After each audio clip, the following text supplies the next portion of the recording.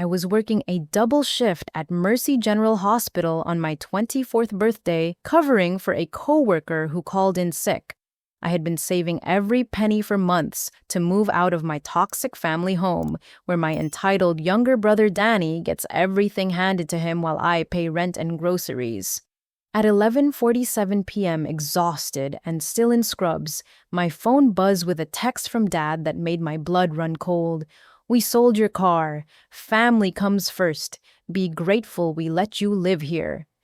My hands started shaking as I read those words again and again. The phone screen blurred through my tears as the reality hit me like a sledgehammer to the chest. They sold my car. My car. The Honda Civic. I had worked 60-hour weeks to help buy when I was 18. The same car that got me to work every single day, the car that represented my independence and my future. I bolted from the nurse's station, my sneakers squeaking against the linoleum as I ran through the hospital corridors toward the parking garage. Other staff members called after me, asking if I was okay, but I couldn't stop. I had to see for myself. Maybe it was some kind of sick joke. Maybe Dad was just trying to scare me into compliance like he always did when he wanted something. The parking garage felt like a tomb as I reached Level 3, Section B, Spot 27. The empty space stared back at me like a missing tooth in a smile. My silver Honda Civic was gone. Completely gone. In its place was nothing but oil stains on concrete and my own reflection in a puddle from yesterday's rain. I called an Uber with trembling fingers, watching my bank account balance drop from $143 to $128 for the ride home. The driver, a middle-aged man named Carlos, kept glancing at me in the rearview mirror as I tried to hold back sobs. I must have looked like a mess in my wrinkled Scrubs mascara, probably streaked down my cheeks, clutching my phone like a lifeline. "You okay back there, miss?" Carlos asked gently as we pulled into my neighborhood. "I will be," I whispered, though I wasn't sure I believed it myself. The house was lit up when we arrived, every window glowing yellow against the dark October night. I could see shadows moving around inside, and I knew they were all there waiting for me, waiting to see my reaction, waiting to watch me break down so they could justify what they had done. I paid Carlos and watched his taillights disappear down Maple Street before I walked up the familiar cracked sidewalk to the front door. The Halloween decorations Mom had put up last week looked grotesque in the porch light. Plastic skeletons and fake cobwebs seemed appropriate somehow. This house had become a graveyard for my dreams and my self-respect. I found them in the living room, like some twisted family meeting. Dad sat in his recliner, the same threadbare brown chair he had claimed as his throne for as long as I could remember. Mom was perched on the edge of the couch, her hands folded in her lap like she was at church. And Danny, my precious little brother, sprawled across the love seat with his gaming controller in hand, not even bothering to look up when I walked in. Where is my car?" My voice came out steadier than I felt.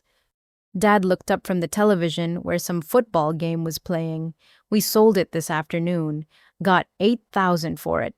Not bad for a 2012 with 130,000 miles. The casual way he said it made my stomach lurch, like he was discussing the weather or what we were having for dinner, not like he had just destroyed my life and my ability to get to work. "You had no right," I said, my voice rising. "That car is mine. I make the payments. I pay the insurance." "Actually, sweetheart," Mom chimed in with that condescending tone she used when she was about to deliver bad news, "the title is in your father's name. Remember, we helped you get the loan when you were 18 because you had no credit history." The memory crashed over me like ice water. I had been so grateful back then, so naive. Just turned 18, starting my first real job as a nurse's aide, desperate to have reliable transportation. When the bank said I needed a co-signer, Dad had volunteered. "Family helps family," he had said. "We'll put it in my name for now, transfer it over once you build up some credit." That was 6 years ago. 6 years of me making every single payment on time. 6 years of me maintaining the insurance, paying for repairs, changing the oil washing, and detailing it every weekend. 6 years of broken promises about transferring the title. You promised you would sign it over to me, I said, fighting to keep my voice level. Plans change, Joanna, Dad replied, not even muting the television. Danny starts state university in 2 weeks. College is expensive. Family has to make sacrifices. Danny finally looked up from his game, a smirk playing around his lips. Don't be so dramatic, Joe. You can take the bus to work. Lots of people don't have cars. I stared at my baby brother, this 20-year-old kid who had never worked a day in his life, never paid for anything himself, never faced a single real consequence for his actions. The same kid who had wrecked Mom's car twice in high school and had it repaired both times without question. The same kid who got a brand new iPhone every year while I was still using a cracked screen Android from 2018. The bus doesn't run to the hospital on Sundays, I said quietly, or late at night. How am I supposed to get to work?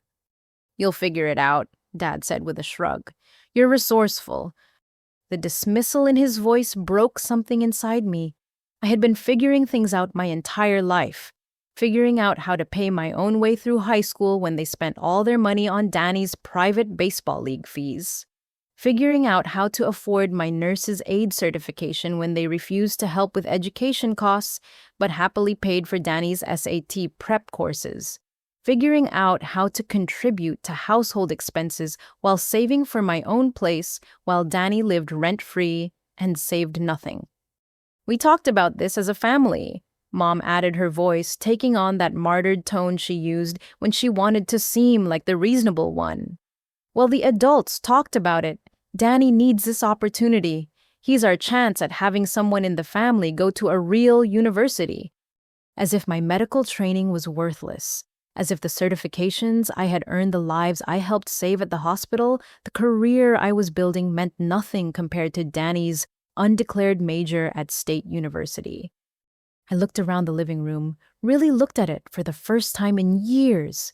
The furniture was worn but comfortable. The walls were covered with family photos, but I noticed something that had never struck me before. Every recent photo featured Mom, Dad, and Danny. I appeared in the older pictures from high school and before, but it was like I had gradually been edited out of the family narrative. The realization hit me that this wasn't sudden. This wasn't a desperate decision made because of unexpected college expenses. This had been planned. They had been planning to steal my car and use the money for Danny's college fund. They had been planning this betrayal for weeks, maybe months. How long have you been planning this? I asked. The guilty look that passed between my parents confirmed my suspicions. It doesn't matter, Dad said finally, muting the television and giving me his full attention. What matters is that it's done. The car is sold. The money is going toward Danny's education, and that's final. I thought the car was the worst of it. I was wrong. Dad reached into the side table next to his chair and pulled out a manila folder, the kind he used for important paperwork. He opened it with the deliberate care of someone who had been preparing for this moment. My heart started pounding again as he extracted a single sheet of white paper covered in his messy handwriting. Since we're having this conversation, he said, adjusting his reading glasses, there's something else we need to discuss. He handed me the paper and I felt the blood drain from my face as I read what looked like an invoice. An invoice made out to me.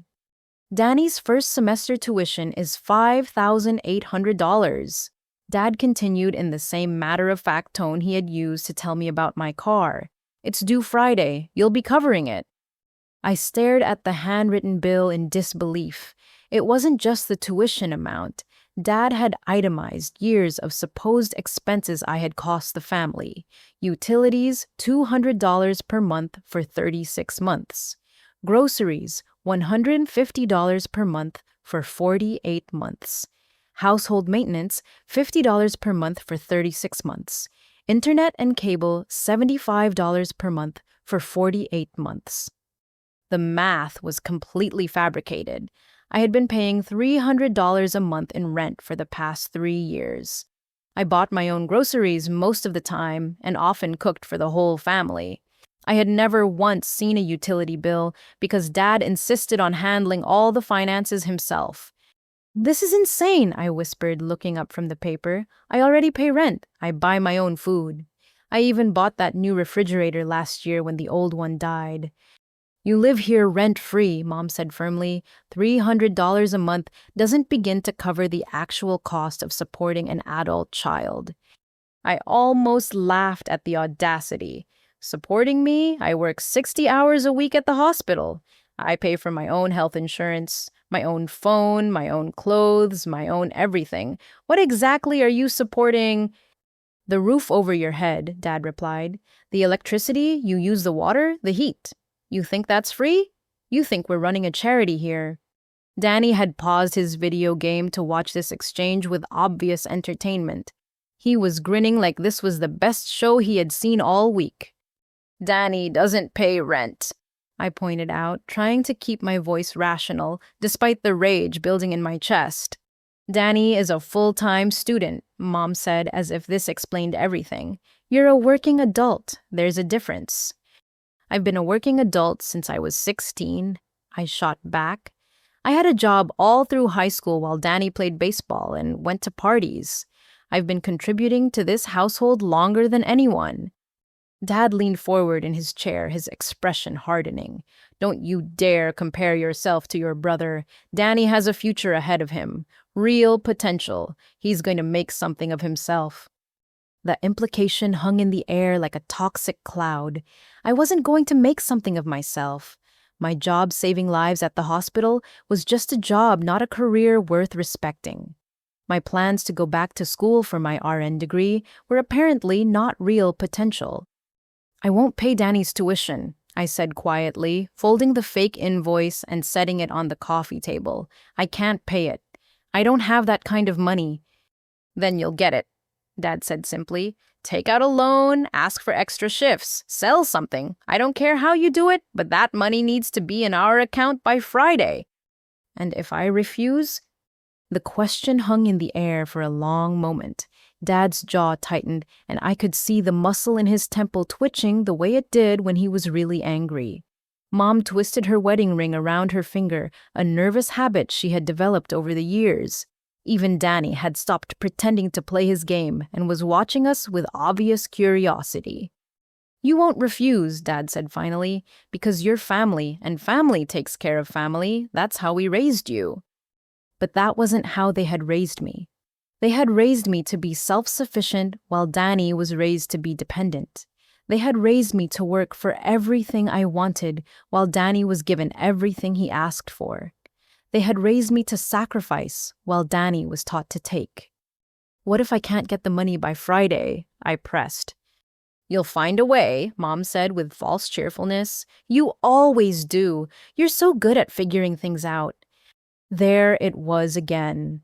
The expectation that I would somehow magically solve their problems while they continued to enable Danny's laziness and entitlement. The assumption that I existed to serve their needs while my own dreams and goals were irrelevant.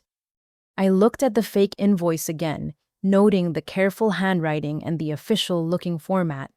They had spent time on this. They had planned this conversation, rehearsed their arguments, prepared for my objections. This wasn't a spontaneous decision made in desperation.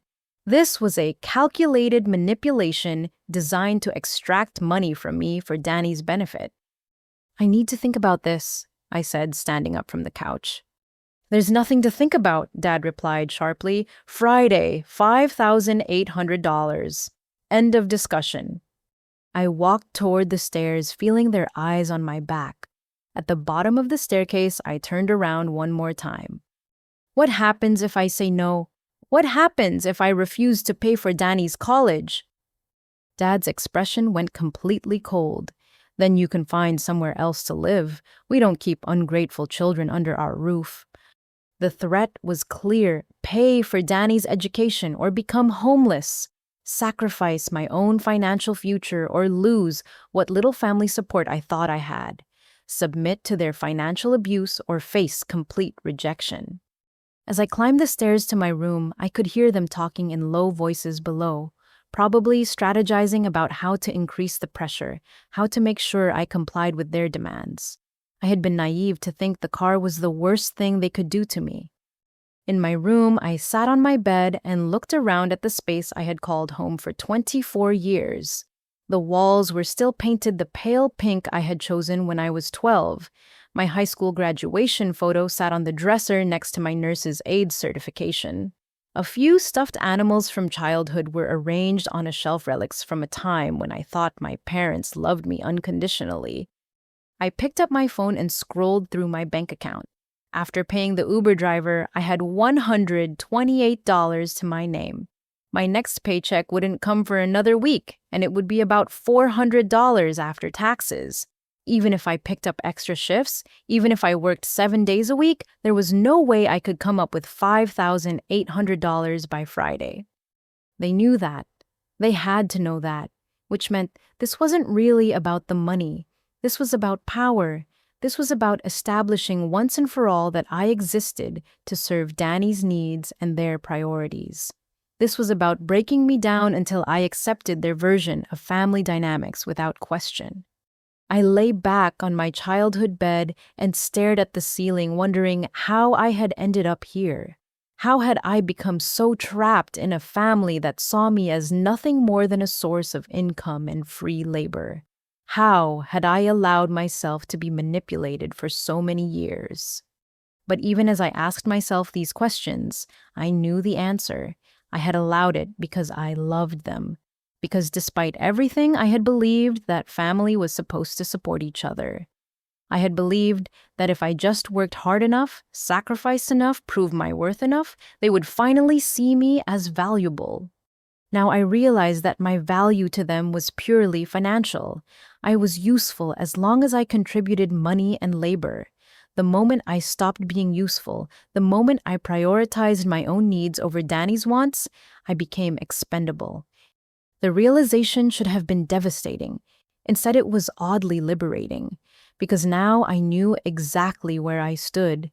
Now I understood the true nature of our relationship. And now I could make my decisions with complete clarity about what I was dealing with. I didn't sleep that night. Instead, I lay in my childhood bed, staring at the water stain on the ceiling that had been there since I was 15, when a pipe burst in the upstairs bathroom and Dad never got around to fixing the drywall properly. I kept thinking about that stain, how it had grown larger over the years, how everyone just accepted it as part of the room's character, instead of actually fixing the problem. The next morning, I went downstairs to find Mom making breakfast for Danny. Pancakes, bacon, fresh orange juice, the full treatment for the precious prince who would grace State University with his presence in 2 weeks. She didn't offer to make me anything, which wasn't unusual, but today it felt like a deliberate slight. Morning, honey," she said without looking up from the stove. "Sleep well." I poured myself a cup of coffee from the pot she had made for Dad and leaned against the kitchen counter. "I've been thinking about what we discussed last night." Danny looked up from his phone where he was scrolling through social media while eating his breakfast. "Oh, good, you came to your senses. Mom, do you think I'll need a meal plan, or should I just eat out all the time?" "We'll figure that out once Joanna takes care of the tuition," Mom replied, flipping another pancake. The casual assumption that I would comply with their demands made my jaw clench. They weren't even pretending to consider the possibility that I might refuse.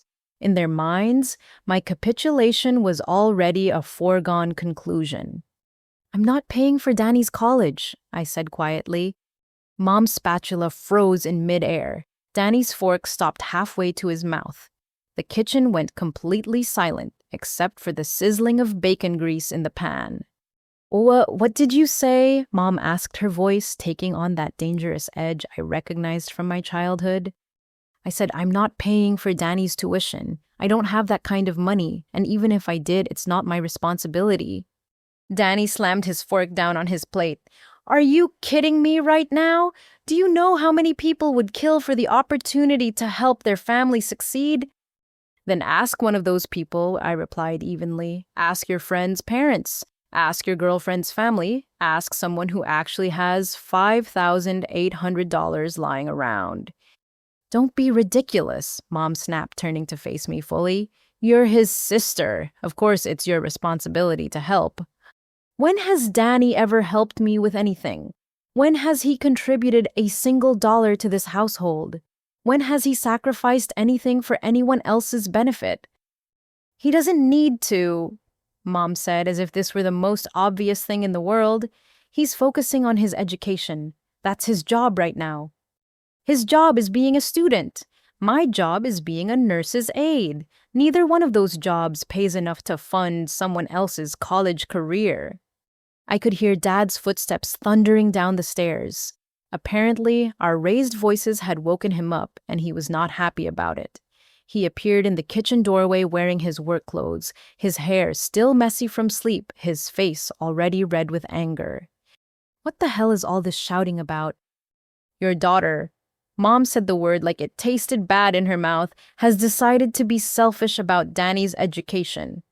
Dad's eyes fixed on me with laser intensity. Is that true? Are you really going to sabotage your brother's future over money? I'm not sabotaging anything, I said, setting my coffee cup down harder than necessary. I'm simply not able to pay $5,800 for someone else's college tuition. That's not selfishness, that's reality. Not able or not willing, Dad asked. Both. The word hung in the air like a challenge. I could see the exact moment when Dad realized I wasn't going to back down this time. His face went from angry to furious to something I had never seen before. Something cold and calculating and completely devoid of parental love. Fine, he said slowly. If that's how you want to play this, then let's be clear about the rules. You have until Friday to come up with that money. If you don't, you're out. Not just out of the house, out of this family, permanently. Richard, Mom said softly, though she didn't sound particularly shocked by his ultimatum. No, Susan. She wants to act like she's not part of this family, then she can live like she's not part of this family. I'm done enabling her selfishness. Danny leaned back in his chair with a satisfied smile. Finally, I was wondering when you guys were going to stop letting her get away with being such a brat. I stared at my baby brother, this kid I had babysit for years, helped with homework driven to practices and parties covered for when he broke curfew or got in trouble at school, the kid who used to crawl into my bed during thunderstorms because he was scared, the kid who had asked me to teach him how to drive, how to talk to girls, how to tie a tie for his first job interview. That kid was looking at me like I was a stranger he disliked. Get away with what exactly? I asked Danny directly. What have I gotten away with? Acting like you're better than us, he replied without hesitation. Acting like your little job at the hospital makes you special. Acting like we owe you something when really you owe us everything. The words hit me like physical blows. This was what they really thought of me. This was how they really saw my contributions to the family, my work ethic, my attempts to build an independent life. I was the problem. I was the selfish one. I was the one who owed them, instead of the other way around. Everything I owe you, I repeated slowly. The roof over your head, the food in your mouth, the clothes on your back. Dad listed off. 18 years of us raising you, supporting you, putting up with your attitude and your ingratitude. Putting up with me? Don't act so shocked, Mom chimed in. You've been difficult since you were a teenager. Always questioning everything, always making problems where there didn't need to be problems. I thought about all the times I had questioned their decisions.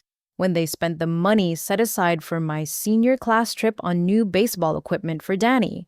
When they refused to help with my nursing school application fees, but paid for Danny's SAT prep courses without question. When they made me get a job at 16 while Danny was allowed to focus solely on sports and social activities.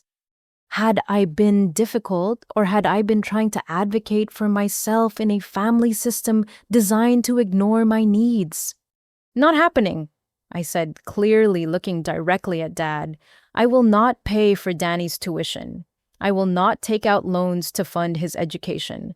I will not sacrifice my financial future for his college experience. Dad's face went completely white, then red, then a shade of purple I had never seen on a human being before. Then pack your shit, he said through gritted teeth. You're dead to me. You hear me. Dead to me. I don't have a daughter anymore. The words should have hurt. They should have broken my heart and sent me to my knees begging for forgiveness. Instead, they felt like a key turning in a lock I had been trying to open for years. How long do I have? I asked calmly. The question caught him off guard. He had expected tears pleading a dramatic change of heart. He hadn't expected practical logistics. What? How long do I have to pack and get out? Dad glanced at Mom, who was staring at me like she had never seen me before. Danny had stopped eating entirely and was watching this interaction with wide eyes, probably realizing for the first time that his college fund plan might actually fall through. 1 hour, Dad said finally. 1 hour to pack whatever fits in your car and get out of my house. I don't have a car anymore, remember? You sold it. For just a moment, I saw something that might have been regret flicker across his face, but it was gone so quickly I might have imagined it. That's not my problem anymore, he said. Figure it out. You're so good at figuring things out. I went upstairs and sat on my bed for exactly 5 minutes, allowing myself to feel the full weight of what had just happened. 24 years of family relationships had just exploded in the kitchen over breakfast. My father had disowned me. My mother had stood by and watched. My brother had celebrated. But as I sat there in my childhood room, surrounded by the remnants of a life I had outgrown years ago, I realized something unexpected. I felt relief. Pure, overwhelming relief. I wasn't trapped anymore. I didn't have to pretend their treatment of me was normal or acceptable. I didn't have to keep sacrificing my own needs for people who saw me as nothing more than a source of labor and income. I didn't have to keep hoping they would finally see my worth when they had already made it clear they never would. I was free. I started packing methodically, thinking through what I would actually need versus what held sentimental value. My work uniforms went in first, along with my certifications and important documents, or at least the ones I could find in my room. That's when I remembered that Dad kept all the family's important paperwork in his home office downstairs. My birth certificate, social security card, passport, medical records. I would need those if I was really going to start over on my own. I could hear them talking in the kitchen, their voices carrying up through the old house's thin floors. They were probably planning how to spend the money they wouldn't be getting from me, how to explain my absence to the relatives, how to spin the story so I remained the villain and they remained the victims. I crept downstairs quietly, avoiding the creaky step third from the bottom that had announced my movements since I was a kid, sneaking down for midnight snacks. The home office was right off the living room, a small room that used to be a pantry before Dad converted it to his personal space. The door was open, and I could see Dad's desk covered with paperwork. Bills, bank statements, insurance documents, all the financial records he guarded so jealously. I slipped inside and went straight to the filing cabinet where he kept important documents, organized in manila folders labeled with his neat block handwriting. I found my folder quickly and pulled out my birth certificate, social security card, and passport. But as I was putting the folder back, something caught my eye. A bank statement from First National with Dad's name on it sitting right on top of his desk, like he had been reviewing it recently. I shouldn't have looked. It wasn't my business. But curiosity got the better of me, and I glanced at the account balance. $53,412. My heart stopped. I looked at the statement again, sure I had misread it, but no, there it was, in black and white. Dad had over $50,000 in his checking account. I looked closer at the transaction history and saw a large deposit from 3 weeks ago, $50,000 from estate of Robert Manning, Uncle Robert, Dad's brother who had died in August.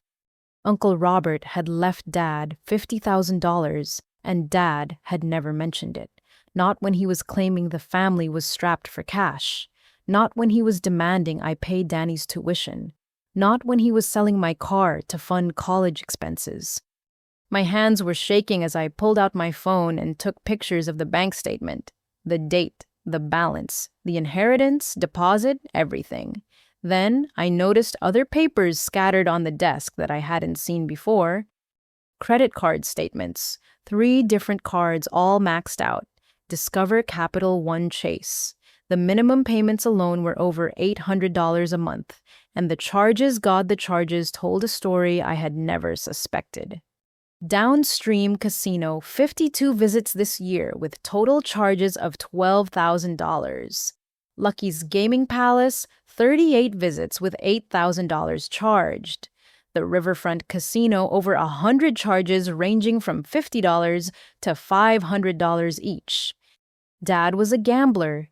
Dad was a gambling addict who had blown through his inheritance and was now maxed out on credit cards, hiding his addiction behind family financial planning and righteous anger about college expenses. Danny's college fund hadn't been lost to general family expenses or bad luck.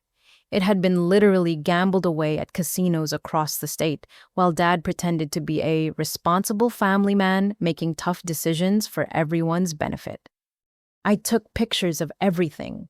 Every bank statement, every credit card bill, every casino charge. My phone's memory filled up with evidence of Dad's secret life, his lies, his manipulation of our family's finances to cover his own destructive behavior.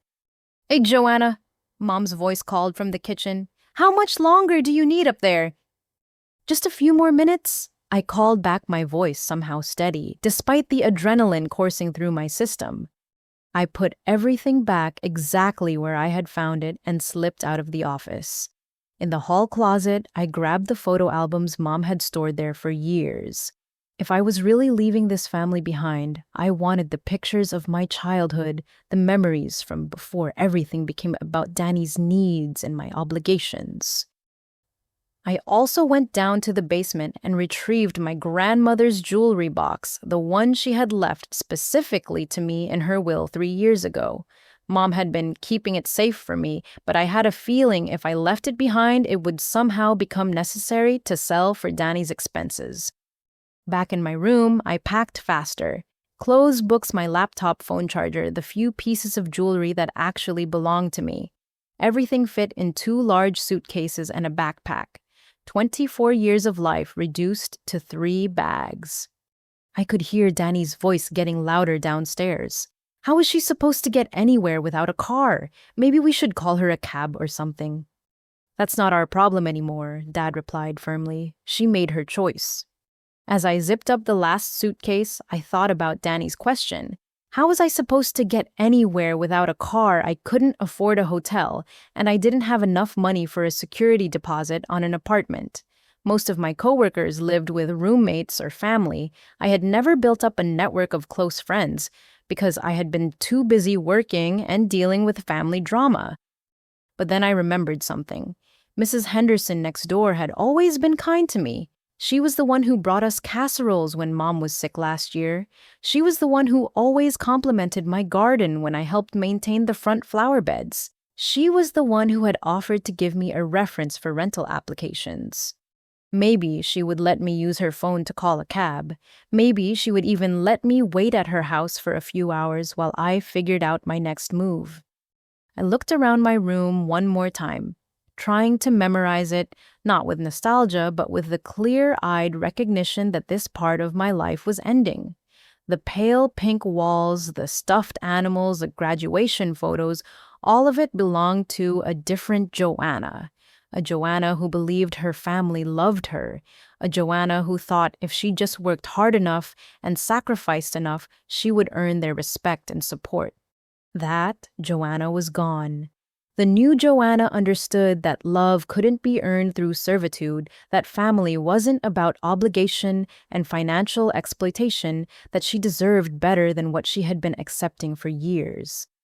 The new Joanna had something the old Joanna never had: evidence, proof of the lies and manipulation that had been controlling her life, pictures of bank statements and gambling debts that told the real story of why Danny needed tuition money and why my car had to be sold.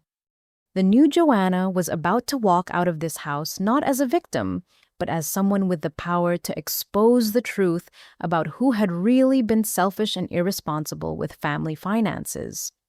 I picked up my bags and headed for the door, but not before stopping in the bathroom to grab something I had almost forgotten: the water valve shutoff key that Dad had taught me to use years ago when we had plumbing problems. Funny how the practical skills he had insisted I learn were about to come in very handy. I dragged my suitcases downstairs, the wheels bumping against each step with a sound that seemed to echo through the entire house. When I reached the living room, my family was arranged like they were posing for the world's most dysfunctional portrait. Dad in his recliner arms, crossed jaw set in righteous anger.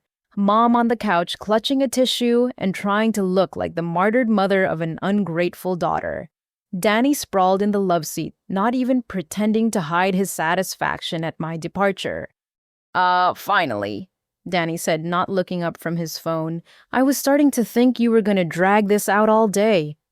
I set my bags by the front door and pulled my house key off my keychain. The metal felt heavy in my palm, weighted with 24 years of memories that I was about to leave behind forever. "Here," I said, placing the key on the coffee table next to the fake invoice Dad had created. "I won't be needing this anymore." Mom's tissue dabbing became more dramatic. "Joanna, honey, you don't have to do this. If you would just listen to reason." "Or whose reason?" I asked. "Your version where I pay for Danny's college while you hide $50,000 in inheritance money? Or Dad's version, where I'm an ungrateful burden despite working 60 hours a week and contributing to household expenses for 6 years?" The silence that followed was deafening. I could see Dad's face cycling through emotions as he tried to figure out how I knew about the inheritance. Confusion, then anger, then something that looked like fear. "I don't know what you think you know," he said slowly, "but you're obviously confused about our financial situation." "Am I?" I pulled out my phone and scrolled to the photos I had taken in his office. $53,412. First National Bank. Estate of Robert Manning. Deposited 3 weeks ago. Mom's tissue froze halfway to her face. Danny's phone slipped from his fingers and clattered to the floor. Dad's face went completely white. "You went through my private papers?" "I got my birth certificate and social security card from your filing cabinet. Your bank statement was sitting right on top of your desk in plain sight. Just like your credit card bills from Downstream Casino Lucky's Gaming Palace and Riverfront Casino." The truth hit the room like a bomb going off. I watched my family's carefully constructed narrative explode in real time. Mom turned to stare at Dad with growing horror. Danny's mouth fell open as he began to understand why there really wasn't money for his college. "You've been gambling," Mom whispered, "and it wasn't a question." "It's not what you think," Dad started, but his voice lacked conviction. $12,000 at Downstream Casino this year alone. I continued reading from my phone. $8,000 at Lucky's Gaming Palace. Over $20,000 total across 3 different casinos.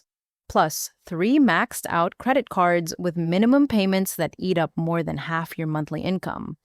"Stop," Dad said, his voice cracking. "Danny's college fund wasn't lost to family expenses. You gambled it away. And when Uncle Robert left you $50,000, instead of using it responsibly, you hid it from your family while demanding that I pay for consequences of your addiction." Mom stood up abruptly, her tissue falling to the floor. "Richard, tell me she's lying. Tell me you haven't been gambling with our money." Dad couldn't meet her eyes. "It's complicated, Susan." "How is it complicated?" Danny exploded, jumping up from the love seat. You gambled away my college money and then tried to make Joanna pay for it? What the hell, Dad? For the first time in my life, I watched my parents' united front crumble. Mom was staring at Dad like she had never seen him before. Danny was looking back and forth between them like he was watching a tennis match, and Dad was shrinking into his recliner like he wished he could disappear entirely. I was going to tell you about Robert's inheritance, Dad said weakly. I just needed time to figure out how to handle the debts first. By stealing my car and extorting money from your daughter? Mom's voice was rising to a pitch I had rarely heard. It wasn't stealing, it was resourcefulness, and I wasn't extorting anyone. I was teaching Joanna about family responsibility. I almost laughed at the audacity. Even caught in his lies, even exposed as a gambling addict who had manipulated his entire family to cover his debts, Dad was still trying to frame his actions as moral lessons. Isha, family responsibility, I repeated. Is that what you call hiding a $50,000 inheritance while demanding $5,000 from your daughter who makes $12 an hour? I'm handling our financial situation the best way I know how, Dad said, but his voice had lost all its authority. By lying to your wife about where the money went, by blaming your children for expenses caused by your own addiction, by selling property that doesn't belong to you to fund gambling debts you're too ashamed to admit. Each question hit him like a physical blow. I could see him deflating in real time, the righteous anger that had sustained him for years, finally collapsing under the weight of exposed truth. This is unbelievable, Danny said, running his hands through his hair. Mom, did you know about any of this? Mom was crying now, not the performative tears she had been dabbing with her tissue, but real sobs that shook her whole body. I thought we were just having normal financial struggles. I thought college was just expensive. I never imagined that your husband was a gambling addict who would rather destroy his family than admit he has a problem. I finished. Joanna, Dad said quietly, please don't do this. Please don't tear this family apart over money. I'm not tearing anything apart. I'm just telling the truth. You're the one who chose gambling over your family's financial security. You're the one who chose lies over honesty. You're the one who chose to blame me for problems you created. I picked up my suitcases and headed for the front door, but not before turning back to look at them one more time. Mom was still crying. Danny was staring at Dad with undisguised disgust, and Dad was slumped in his chair like a man who had just lost everything. For what it's worth, I said softly, I hope you get help for your addiction, and I hope someday you understand that stealing from your own children to fund your gambling isn't family responsibility. It's family destruction. I opened the front door and stepped out into the cool October night, breathing deeply for what felt like the first time in years. The porch light cast long shadows across the front yard, and I could see Mrs. Henderson's house next door, warm yellow light glowing in her kitchen window. But before I went to ask for her help, I had one more thing to do. Something that would ensure my family truly understood the consequences of their actions. Something that would make it impossible for them to continue pretending they were the victims in this situation. I walked around to the side of the house where Dad's workshop stood like a shrine to his weekend hobbies and masculine pride. The small building where he spent hours every Saturday and Sunday supposedly working on woodworking projects, but more likely hiding his drinking and planning his next casino trip. The workshop had been his sanctuary for as long as I could remember. The place where he kept his vintage tools, his antique workbench, his collection of rare wood samples, and his secret stash of bourbon that he thought no one knew about. The place where he went when he wanted to escape from family responsibilities and household obligations. I used the key hidden under the fake rock near the door, the same hiding place Dad had used for 15 years, because he was a creature of habit who never imagined his own daughter might use his predictable patterns against him. Inside the workshop, everything was exactly as I expected. Tools hung in precise rows on pegboard walls. The workbench was covered with half-finished projects that would probably never be completed. The expensive vintage tool chest sat in the corner like a monument to Dad's self-importance. And there behind the workbench, exactly where I knew it would be, was the main water supply line that fed the workshop's utility sink and the outdoor spigot that connected to the house's main plumbing system. I pulled the water valve shut-off key from my pocket, the one I had learned to use during the pipe emergency when I was 15. Dad had been so proud of teaching me practical skills that might come in handy someday. He probably never imagined I would use those skills against him. I located the main shut-off valve and turned it counterclockwise until it was fully open, allowing maximum water pressure into the workshop's plumbing system. Then I moved to the utility sink and loosened the connection between the supply line and the faucet assembly just enough to create a slow but steady leak that would gradually increase over time. The vintage tool chest was my next target. I found the drainage plug on the bottom and removed it completely, knowing that when the water level in the workshop reached the chest, everything inside would be flooded. Thousands of dollars worth of antique tools would be ruined. Finally, I went to the outdoor spigot connection and loosened the fitting just enough to ensure that water pressure would gradually work it loose over the next several hours. By morning, the workshop would be flooded, the basement would have water damage, and Dad's precious sanctuary would be destroyed. It wasn't revenge, it was justice, a natural consequence of prioritizing gambling over family financial responsibility. A fitting end to the place where Dad had hidden from his obligations while demanding that I fulfill mine. I locked the workshop door and replaced the key under the fake rock, then walked back to the front of the house where my suitcases waited on the porch. As I picked them up, I could hear raised voices inside. Mom and Dad were still fighting about the gambling debts, and Danny was demanding answers about his college funding. Let them fight. Let them deal with the consequences of their own choices for once.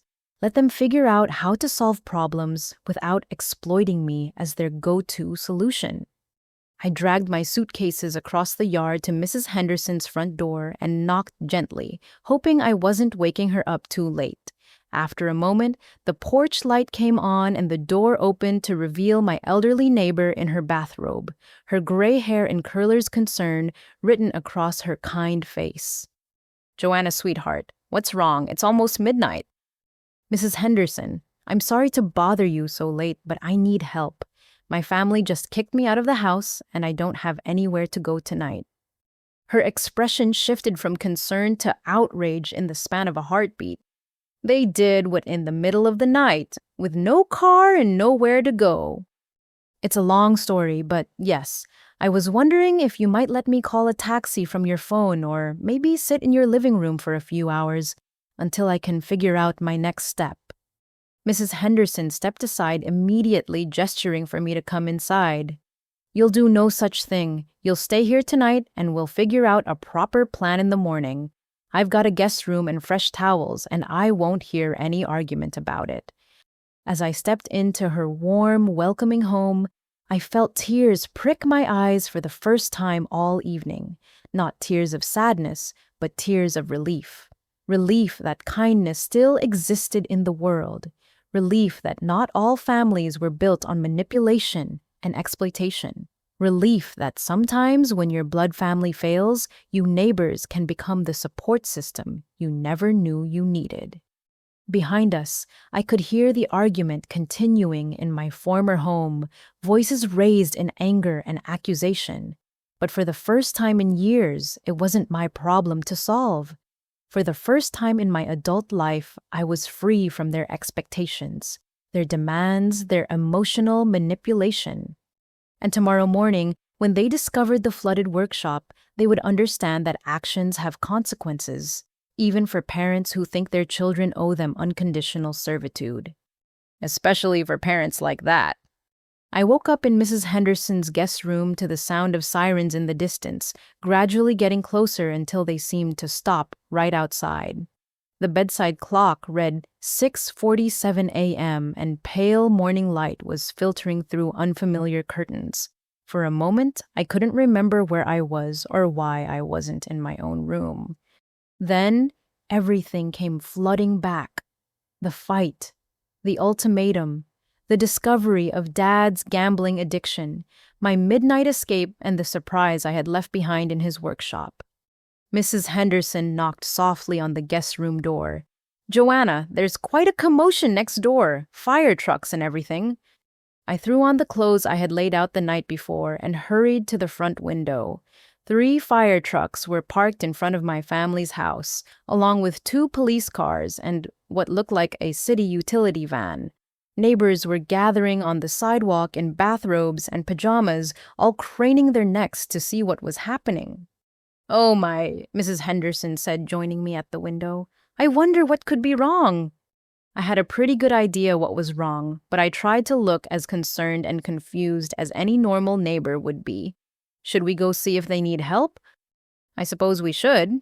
Your family might need support right now, regardless of what happened between you last night." We walked across the yard together, and I could immediately see the source of the emergency. Water was pouring out of the foundation vents around Dad's workshop, and the entire side yard was turning into a swamp. A fire department official was talking to Dad, who was gesturing wildly toward the workshop, while Mom stood nearby in her bathrobe, looking shell-shocked. Danny was nowhere to be seen, probably still asleep despite the chaos outside his window. "Looks like a major plumbing failure," Mrs. Henderson observed. "That's going to be expensive to fix." Fire Chief Martinez approached us as we got closer. I recognized him from the hospital where his wife worked in the emergency room. "Morning, Mrs. Henderson. Miss Joanna. Afraid we've got quite a situation here. Main water line broke inside the workshop sometime during the night, flooded the whole building, and started backing up into the house foundation."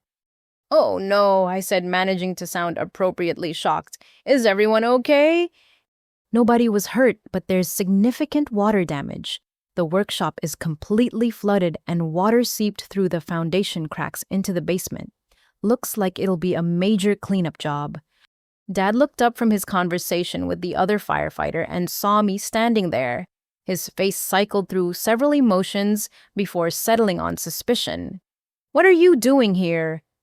"Mrs. Henderson and I heard the sirens," I replied calmly. "We came to see if anyone needed help." "How convenient," Dad muttered, but he couldn't say much more with the fire chief standing right there. Chief Martinez looked between us with curiosity. "I take it there's some family tension here." "There was a disagreement last night," Mrs. Henderson said diplomatically. "Joanna is staying with me for a few days while everyone cools down." Mom approached us, her hair wild from sleep and her eyes red from crying. "Joanna, I'm glad you're safe. When we woke up to all this water, I was worried something had happened to you too." The guilt in her voice was obvious. She was starting to understand that kicking me out in the middle of the night might not have been the most reasonable response to our financial disagreement. "What exactly happened?" I asked, directing the question to Chief Martinez rather than my family. "Near as we can tell, multiple plumbing connections failed simultaneously in the workshop. The main supply line, the utility sink connection, and the outdoor spigot all gave way during the night. Could be age, could be water pressure, could be temperature fluctuation. These old systems sometimes fail all at once." Dad was staring at me intently, clearly trying to figure out if this was somehow my fault.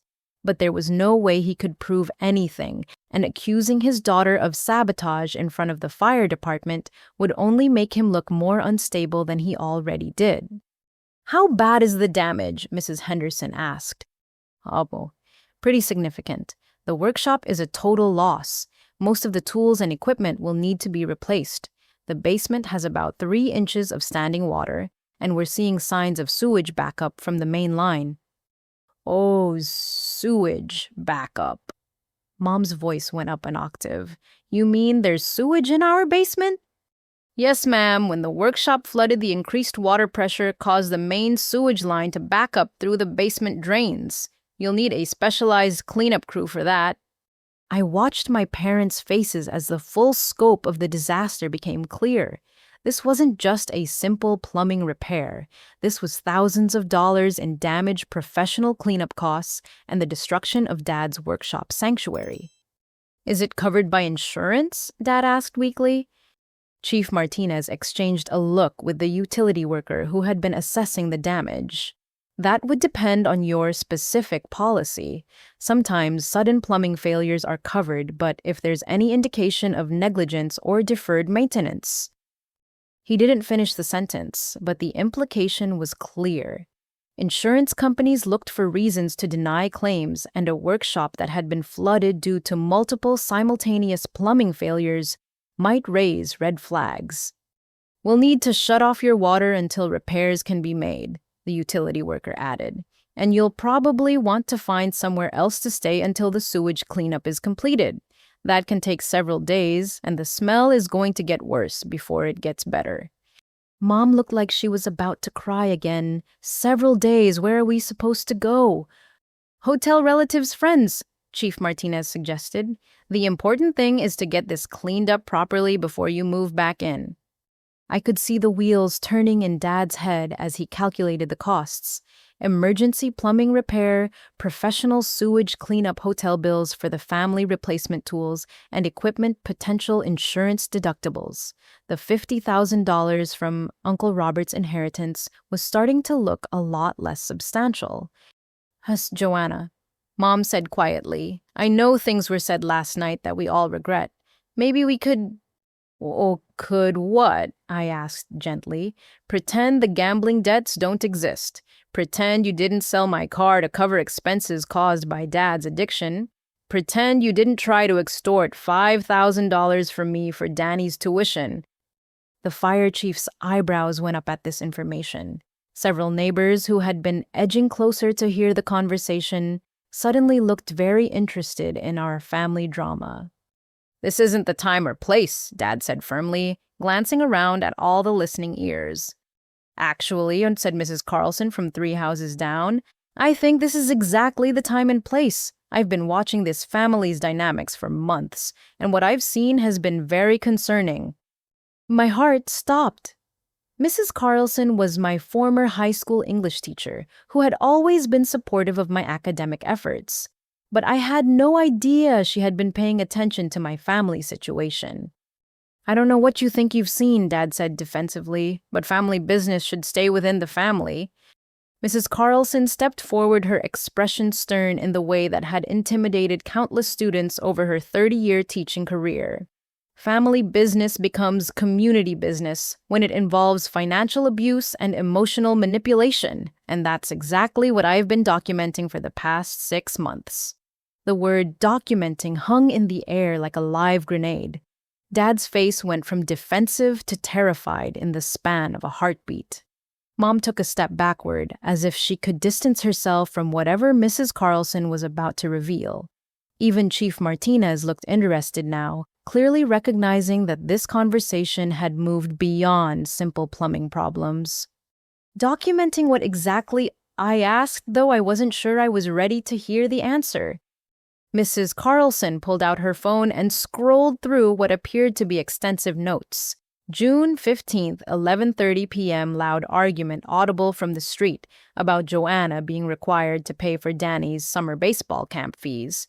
July the 2nd, 9 a.m. overheard Susan demanding that Joanna cancel her nursing school plans because the family needed her income from working full-time. August 23rd. Multiple occasions witnessed Richard going through Joanna's mail and taking what appeared to be bank statements. Each revelation felt like another piece of a puzzle clicking into place. I had thought our family problems were private, contained within our house. I had no idea that neighbors had been witnessing the systematic financial abuse that I had been too close to recognize. "You've been spying on us," Mom asked, her voice shrill with indignation. "Yes, I've been concerned about a former student who was clearly being exploited by her own family," Mrs. Carlson replied coolly. "As a mandated reporter, I have legal obligations when I witness potential abuse." "Abuse," Dad spluttered. "We're talking about normal family financial arrangements. Parents have a right to expect contributions from adult children living in their home." Adult children, yes, but not financial slavery disguised as family responsibility, Mrs. Carlson shot back. "I've heard you screaming at Joanna about money at least twice a week for months. I've seen her working double shifts while Danny sits around playing video games. I've watched her buy groceries for the family while being told she doesn't contribute enough." More neighbors were gathering, now drawn by the raised voices and the drama unfolding in broad daylight. I recognized most of them from years of living on this street, but I was seeing them with new eyes. People who had witnessed my family's dysfunction without me realizing it. People who had formed opinions about our household dynamics based on what they could see and hear. Mrs. Patterson from across the street stepped forward. "I've been wondering about this family situation too. Last month, I saw Joanna walking home from work at 2 a.m. because she had no way to get home from the hospital. When I offered her a ride, she said her car was unavailable and she didn't want to bother anyone." "That's because we were using the car for Danny's college visit," Mom said defensively. "It was a temporary arrangement." "A temporary arrangement that lasted 3 weeks," Mrs. Patterson replied, "and resulted in a young woman walking 5 miles home from work in the middle of the night." I remembered that night. Danny had taken my car to visit State University with his friends, supposedly just for the weekend. But the weekend stretched into a week, then 2 weeks, then 3, with various excuses about why he needed the car for college preparation activities. I had ended up taking the bus or walking home from late shifts, telling myself it was temporary and Danny's college future was important.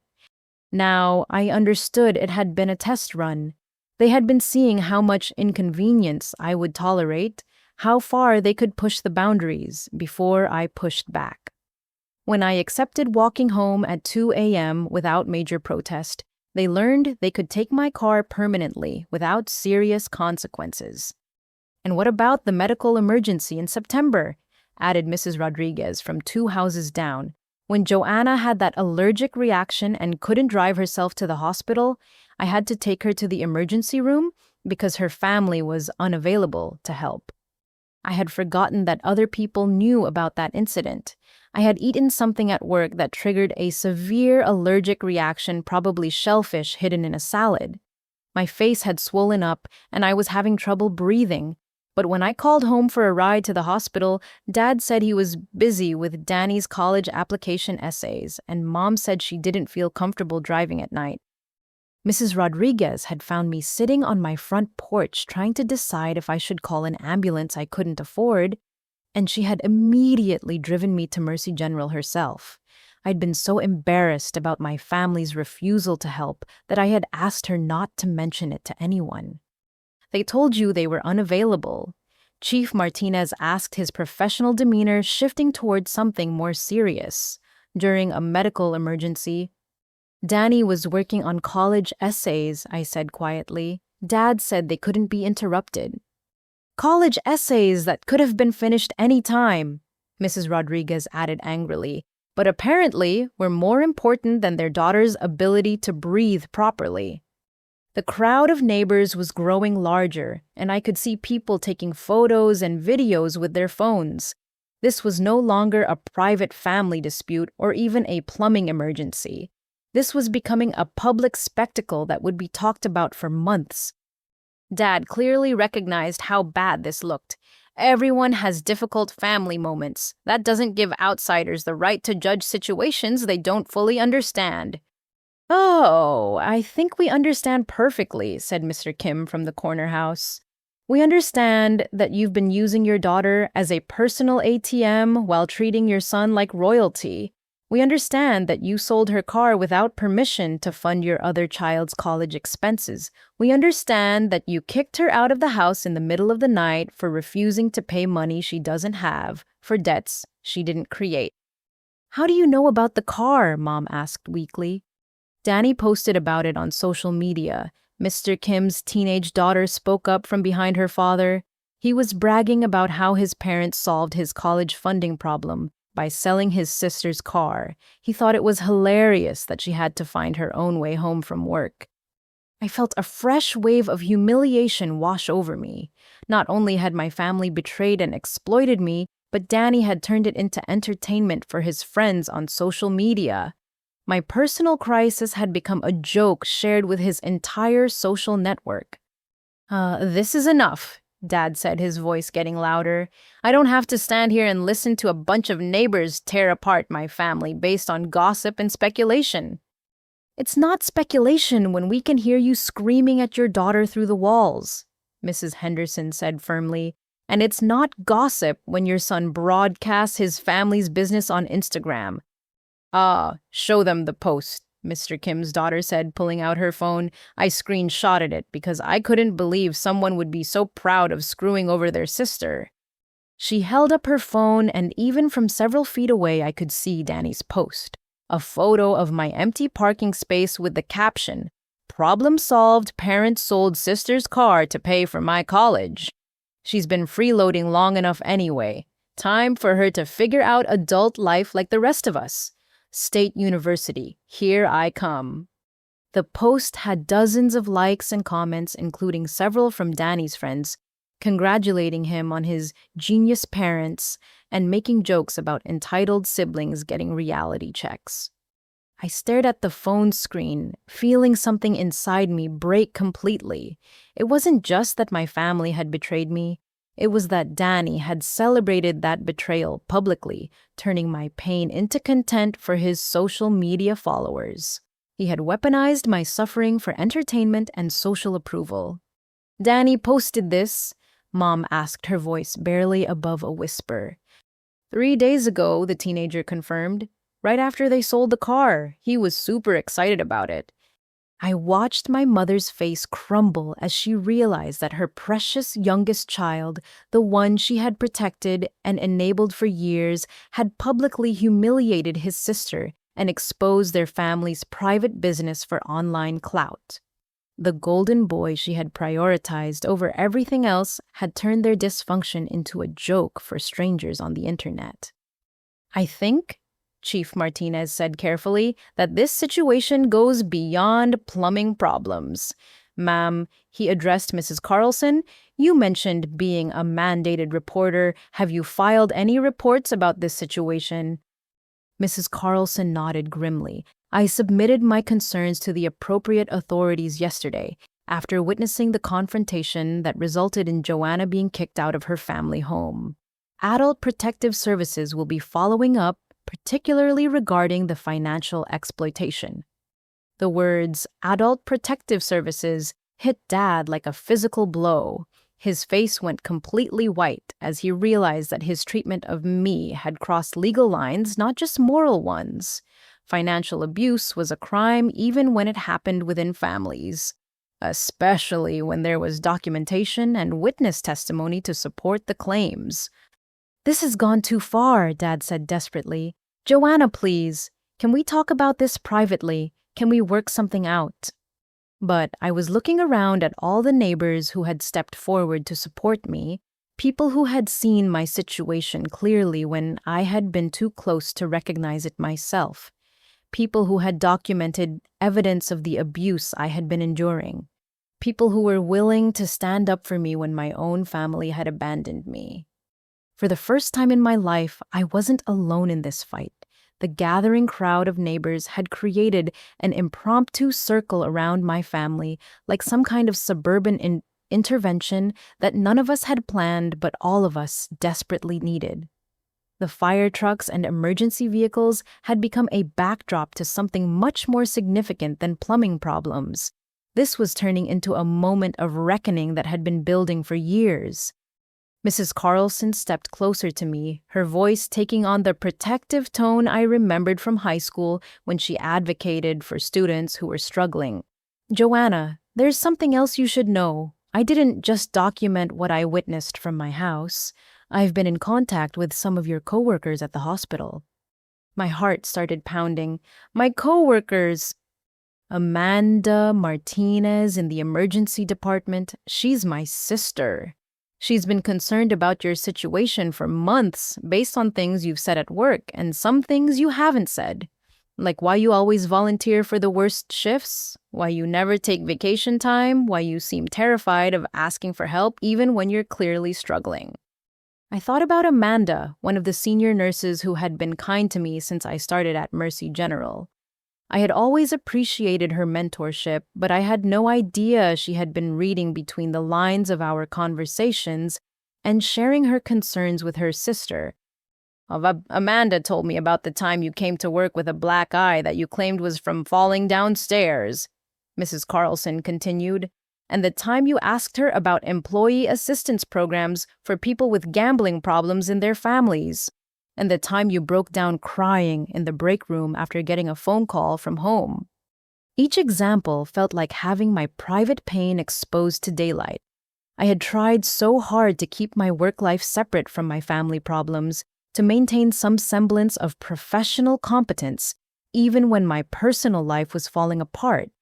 But apparently, the stress had been more visible than I realized. You talked to hospital staff about our family, Mom asked, looking genuinely shocked. I talked to my sister about a young woman who was clearly being abused and exploited by people who should have been protecting her. Mrs. Carlson replied sharply. Amanda has been documenting workplace indicators of domestic abuse, which includes financial exploitation and emotional manipulation. Dad was looking around the circle of neighbors, with growing panic, clearly realizing that his version of family dynamics wasn't going to hold up under this level of scrutiny. This is insane. We're talking about normal family financial arrangements. Parents ask their adult children to contribute to household expenses. That's not abuse, that's responsibility. Normal contributions, yes, said Mrs. Patterson, but not systematic exploitation. Amanda told her sister that Joanna has been working 60 to 70 hours a week for months, taking double shifts and covering for other people constantly. That's not normal behavior for a 24-year-old unless there's serious financial pressure at home. And then there's the insurance situation, Mrs. Carlson added, consulting her notes again. Joanna, did you know that your father removed you from the family health insurance plan 3 months ago? The world seemed to tilt sideways. What? Richard canceled your coverage in August, claiming you were no longer a dependent. But he didn't tell you about it, so you've been working without health insurance for 3 months, thinking you were covered through the family plan. I stared at Dad, feeling like I was seeing him clearly for the first time in my life. Not only had he been exploiting my labor and income, not only had he stolen my car and tried to extort college tuition from me, but he had also left me completely vulnerable to medical bankruptcy without even telling me. You canceled my health insurance. My voice came out smaller than I intended. It was getting too expensive to cover everyone, Dad said defensively. You're an adult with a job. You should have your own insurance. Then why didn't you tell me, I asked. Why did you let me think I was covered when I wasn't? I was going to tell you. I just hadn't found the right time. The right time, Mrs. Rodriguez interjected. Like when she had the allergic reaction and needed emergency treatment, would that have been a good time to mention that she had no insurance coverage for the hospital bills? I felt physically sick as I realized the full scope of Dad's deception. When I had my allergic reaction, when Mrs. Rodriguez drove me to the emergency room, I had given them my insurance information without question. I had received treatment thinking I was covered, never imagining that Dad had canceled my policy months earlier. How much does she owe the hospital? Mrs. Henderson asked gently. I pulled out my phone and checked the patient portal I had been avoiding for weeks. The bill was there in black and white, $3,200 for emergency treatment, diagnostic tests, and medication. Money I didn't have for insurance. I thought I had for a medical emergency my family couldn't be bothered to help with. $3,200, I whispered. The crowd of neighbors erupted in angry voices, all talking at once. I heard words like criminal, unconscionable, and how dare they. But the voice that cut through all the others was Mrs. Carlson's, calm and professional and absolutely furious. "Richard, you committed insurance fraud. You allowed your daughter to receive medical treatment under an insurance policy you knew was invalid. That's a felony in this state." Dad's face went from red to white to gray. "I didn't think about the insurance situation when she went to the hospital. It was an oversight.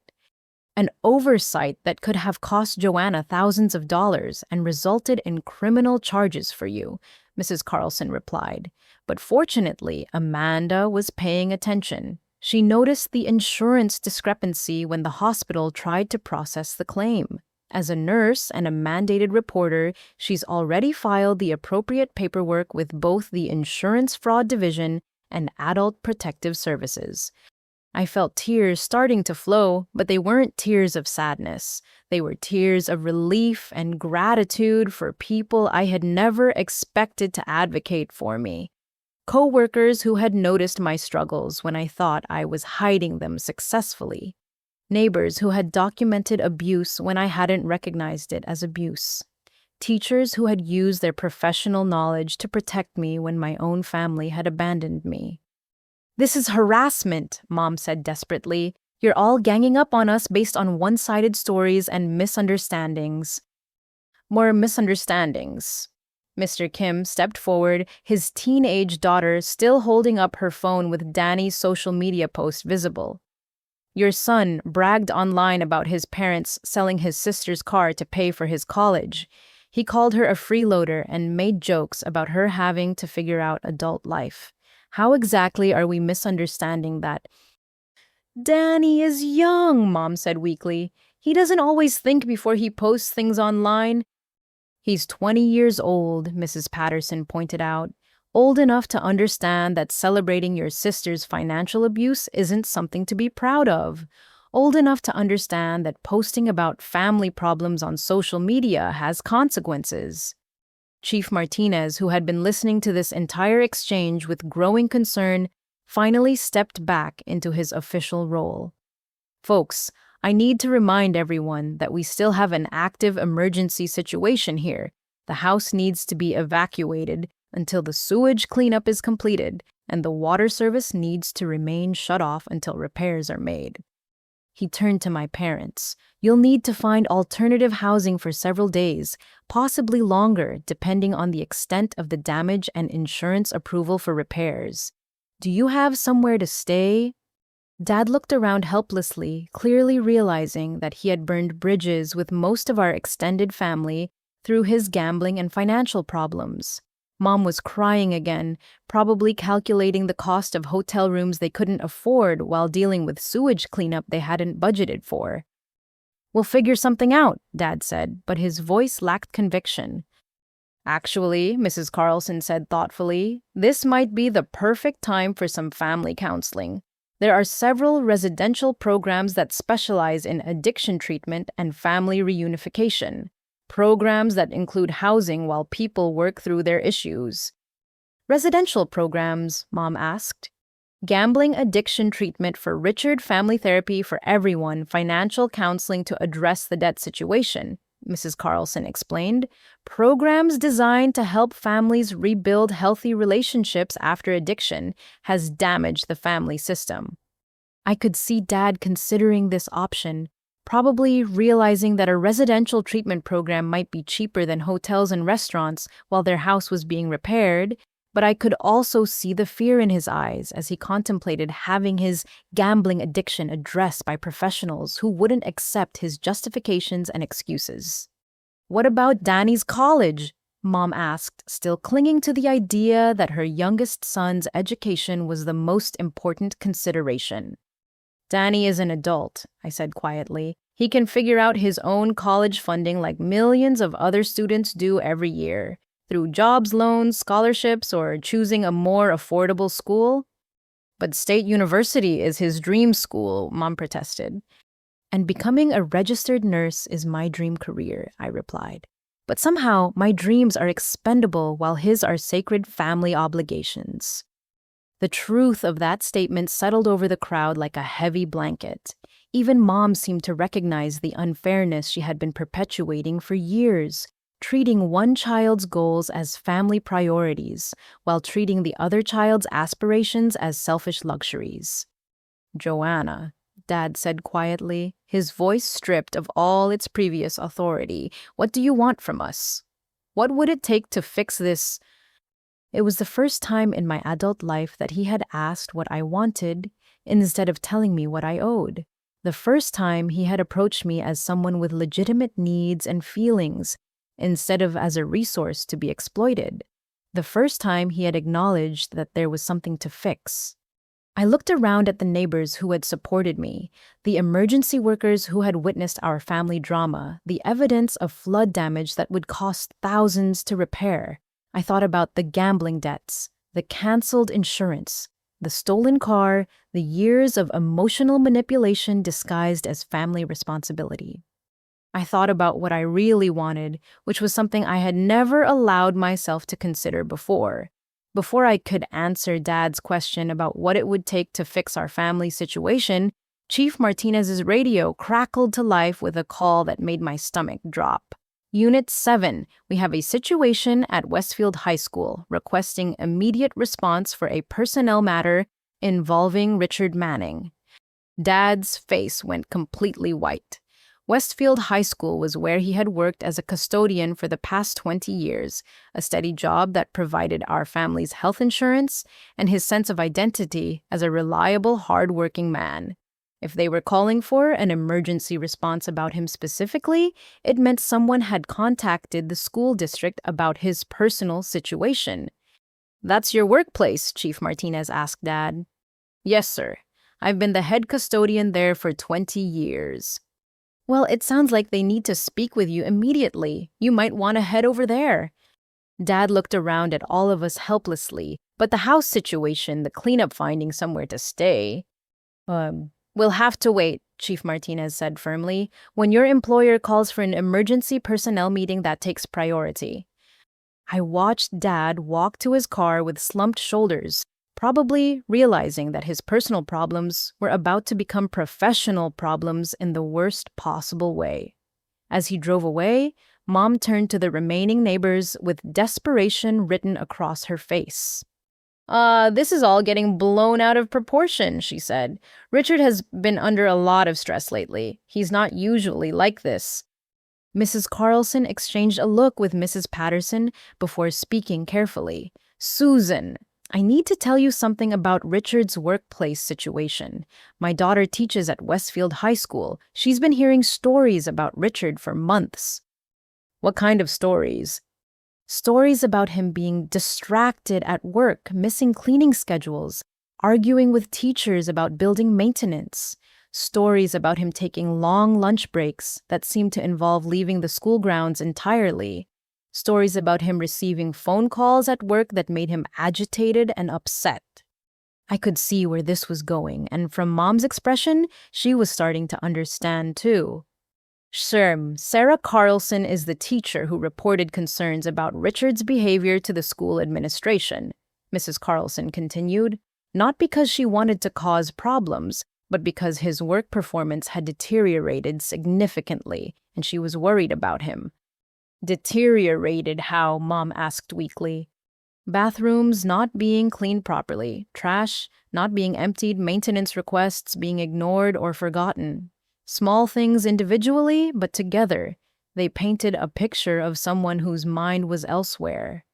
I thought about all the times Dad had come home from work, stressed and angry, blaming teachers for being demanding or administrators for being unreasonable.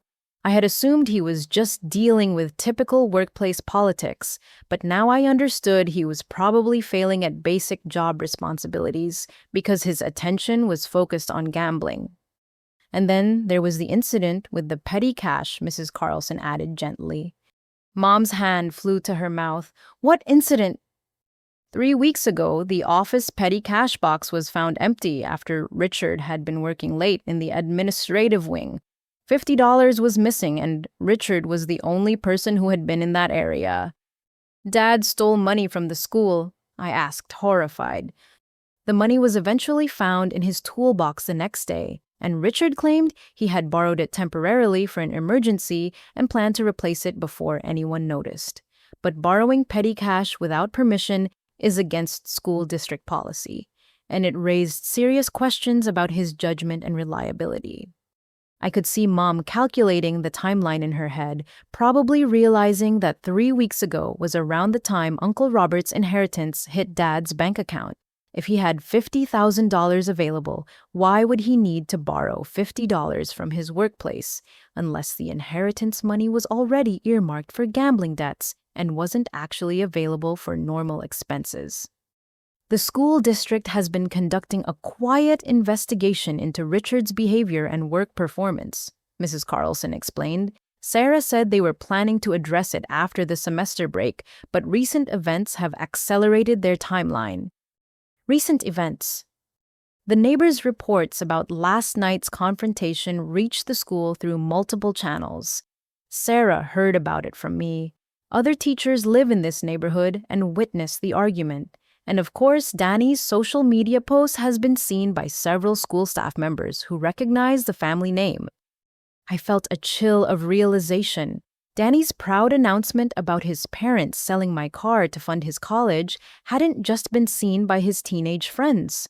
It had been seen by teachers and staff at Dad's workplace, people who knew our family name and could connect the dots between Richard Manning, the custodian, and Danny Manning, the student, bragging about financial exploitation.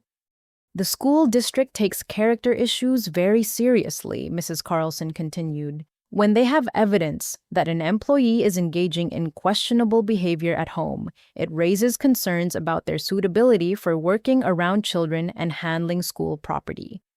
Mom was crying again, but these tears were different from her earlier performance. These were tears of genuine fear as she began to understand that Dad's gambling addiction and treatment of me weren't just destroying our family relationships. They were threatening the job that provided our family's primary income and health insurance. "How bad is it?" Mom whispered. I don't know for certain, but Sarah said the administration was very concerned about the pattern of behavior. Financial stress that leads to borrowing money from work-family conflicts that involve exploitation and manipulation. Social media evidence of poor judgment and character. These are all red flags for someone who works in a school environment. Just then, Dad's car pulled back into the driveway. He sat behind the wheel for several long moments before getting out and walking toward us with the expression of a man who had just received devastating news.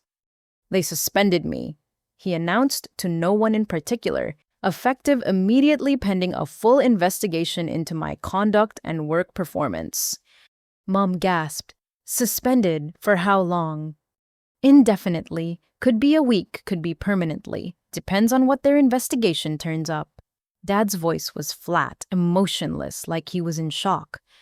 "What exactly are they investigating?" Mrs. Henderson asked gently. "Everything.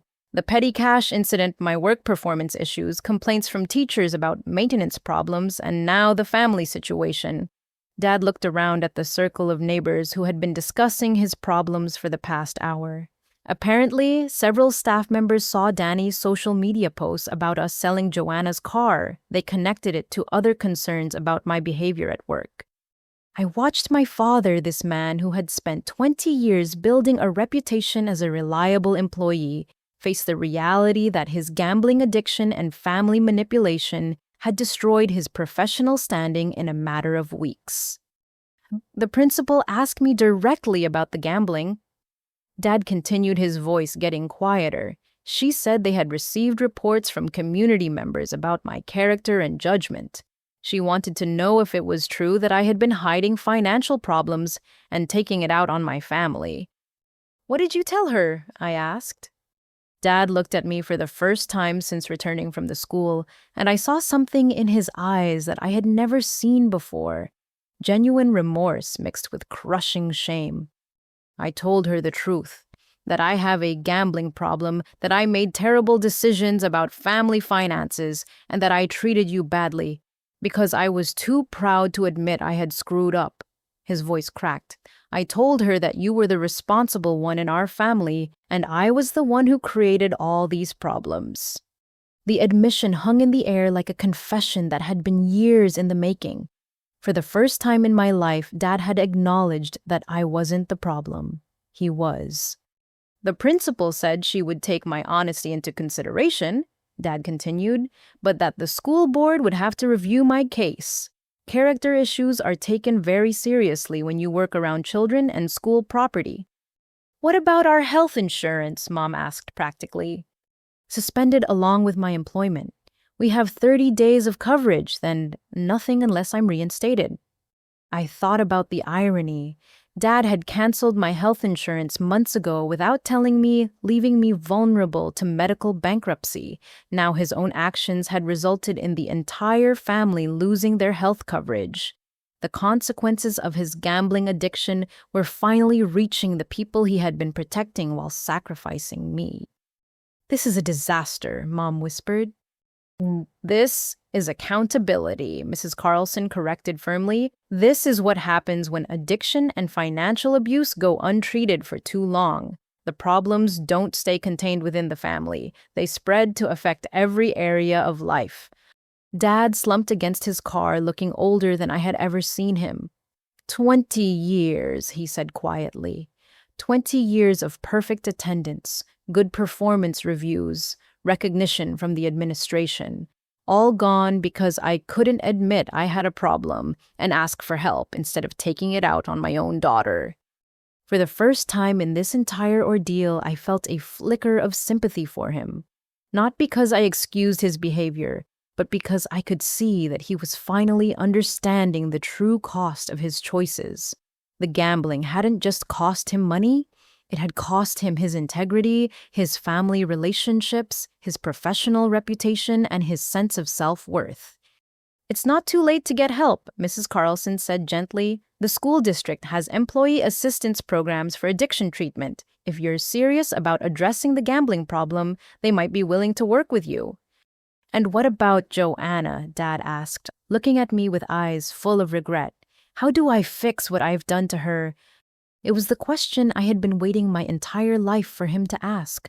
Not, "How can Joanna fix our family's problems?" Or, "What does Joanna owe us?" But, "How do I make amends for the harm I've caused?"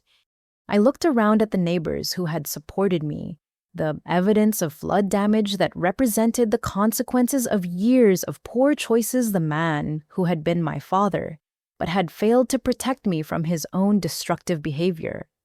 I knew what I wanted to say. For the first time in my life, I knew exactly what it would take to move forward. 3 days passed with my family staying at a budget motel while sewage cleanup crews worked on their house. I remained at Mrs. Henderson's, using her computer to research apartment rentals and nursing school programs I could now actually afford without having to fund Danny's college education. For the first time in years, I was planning a future based on my own goals rather than my family's demands. I had picked up extra shifts at the hospital, partly for the money, but mostly because work felt like a sanctuary compared to the emotional chaos swirling around my former family life. Tuesday afternoon, I was restocking supplies in the emergency department when Amanda Martinez approached me with a concerned expression. Joanna, you have a visitor at the front desk, your mother. She looks pretty upset." My heart sank. I had been hoping for a few more days of peace before having to deal with whatever crisis had driven Mom to seek me out at work. Did she say what she wanted? Just that it was urgent and she needed to talk to you. But honey, she looks terrible, really shaken up. I found Mom in the emergency department waiting room, slumped in a plastic chair with her hands trembling in her lap. She had dark circles under her eyes, and her hair was unwashed like she hadn't been sleeping or taking care of herself. When she saw me approaching, she jumped up with obvious relief. "Joanna, thank God. I didn't know where else to go." "What's wrong?" I asked, maintaining my professional demeanor despite our personal history. "It's the stress," Mom said, her voice shaky. "Everything that's happened, the House Richards job, the money problems. I keep having these episodes where I can't breathe and my chest feels tight and I think I'm having a heart attack." I could see the classic signs of panic attacks in her behavior. The rapid breathing, the way she kept touching her chest, the wide-eyed look of someone who felt like they were losing control of their own body. "How long have you been having these episodes?" "Oh, since yesterday morning.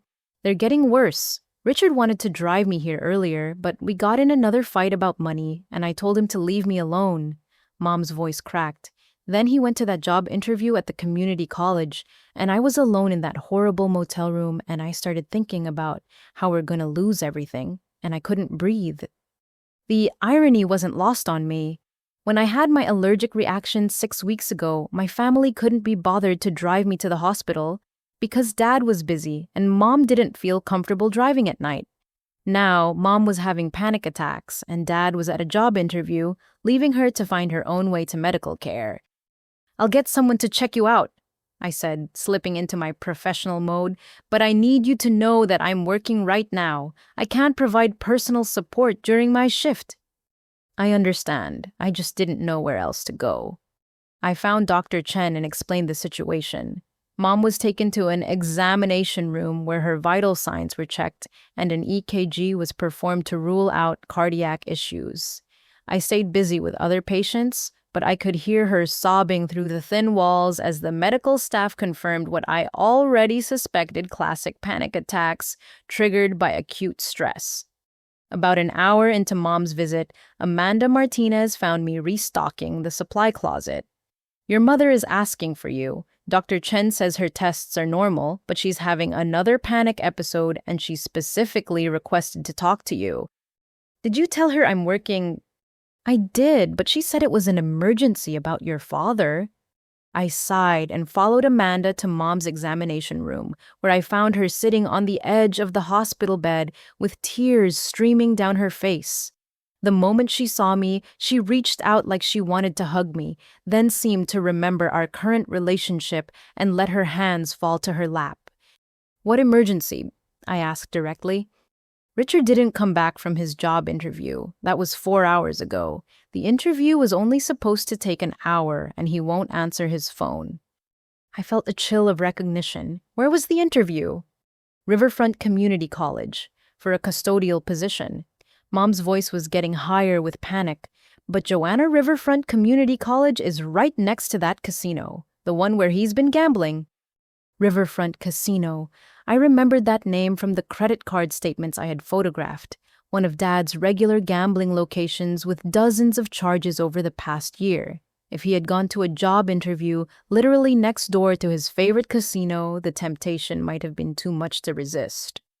Have you called the college to see if he showed up for the interview?" I tried, but they said they couldn't give out information about interviews. And when I called Richard's phone, it went straight to voicemail like the battery died or he turned it off. I could see where this was heading. Dad stressed about his suspended job and our family crisis had probably intended to go straight to the interview. But driving past Riverfront Casino, maybe seeing the parking lot full of cars, maybe telling himself he could just stop for a few minutes to clear his head before the interview had likely triggered a gambling relapse. "Mom, I think you know what probably happened." "No," she said firmly, though her voice lacked conviction. "He promised me he was done with gambling. He said he understood how much damage it caused. People with gambling addictions don't stop gambling because they promise their families they will. They stop gambling when they get professional treatment and ongoing support." Mom's face crumpled as the reality hit her. "You think he's at the casino right now, instead of looking for a job to replace the one he lost?" "I think Dad is an addict who was put in a high-stress situation near his addiction trigger without any professional support system in place." The truth of that statement seemed to break something inside Mom. She started crying harder, not the performative tears she had used during our family arguments, but deep body-shaking sobs that came from someone whose entire worldview was collapsing. "I don't know what to do," she whispered. "I don't know how to handle any of this. I don't know how to help him. I don't know how to fix our family. I don't know how we're going to survive financially." For a moment, I felt the familiar urge to comfort her, to take responsibility for solving the family's problems like I had been doing for years. But then I remembered why I was working in this hospital instead of living in my childhood bedroom. I remembered the stolen car, the extorted tuition money, the canceled health insurance, the years of being treated like a resource rather than a daughter. Mom, I can't fix this for you. This isn't my responsibility to solve anymore. But you're the only one who's always been able to figure things out. You're the strong one. I was the exploited one, I corrected. There's a difference between being strong and being forced to be self-sufficient because no one else will help you. Dr. Chen knocked on the door and entered with Mom's discharge paperwork. Mrs. Manning, your test results are all normal. You're experiencing panic attacks related to acute stress. I'm prescribing a short-term anti-anxiety medication and recommending that you follow up with a counselor who specializes in family crisis situations. What about my husband? Should I be worried about him being missing? Dr. Chen looked at me questioningly, and I realized that Mom had probably told the medical staff about our family situation during her intake interview. If you believe your husband is in immediate physical danger, you should contact the police, Dr. Chen said professionally. But if you believe he's engaged in addictive behavior that isn't immediately life-threatening, the best thing you can do is protect yourself and seek support from addiction counselors who can guide you through the process. Mom turned to me with desperation in her eyes. Joanna, will you help me look for him? Will you drive to the casino and see if he's there? The request hung in the air between us. 6 months ago, I would have said yes immediately. 6 weeks ago, I would have felt guilty about refusing. But today, after everything that had happened, I could see the question for what it really was. Another attempt to make me responsible for managing Dad's addiction and its consequences. No, Mom, I won't. But what if something has happened to him? Then you call the police. What you don't do is send his daughter to enable his gambling addiction by rescuing him from the consequences of his choices. Mom stared at me like I had become a stranger. When did you become so cold? When my family sold my car to cover gambling debts and then demanded I pay $5,000 for my brother's college tuition, I replied calmly. When you canceled my health insurance without telling me and left me with $3,200 in medical bills, when Dad kicked me out of the house in the middle of the night for refusing to sacrifice my financial future for Danny's college fund. Dr. Chen was listening to this exchange with obvious concern. Mrs. Manning, it sounds like your family is dealing with multiple crisis situations that require professional intervention. The social worker can provide you with referrals for gambling addiction, treatment, family counseling, and financial assistance programs. But I need Joanna to help me, Mom insisted, still looking at me with pleading eyes. Joanna is working, Dr. Chen said firmly, and based on what I'm hearing, she's already been carrying far too much responsibility for adult problems that aren't hers to solve. I felt a wave of gratitude toward Dr. Chen for recognizing the dynamic that had controlled my life for so many years. Even medical professionals could see that my family's expectation of my endless availability to solve their problems was unhealthy and inappropriate. The discharge paperwork includes contact information for crisis counseling services and addiction support groups, Dr. Chen continued. These are resources specifically designed to help families deal with gambling addiction and its effects. Mom took the paperwork with shaking hands, clearly overwhelmed by the prospect of handling this crisis without my help. For the first time in our relationship, she was being forced to take responsibility for adult problems instead of delegating them to me. Joanna, she said quietly, I'm scared. I know, I replied, but being scared is normal when your life is falling apart because of someone else's addiction. What isn't normal is expecting your daughter to fix problems she didn't create. I left Mom in the examination room with Dr. Chen and the discharge paperwork, returning to my work responsibilities with a clear conscience for the first time in years.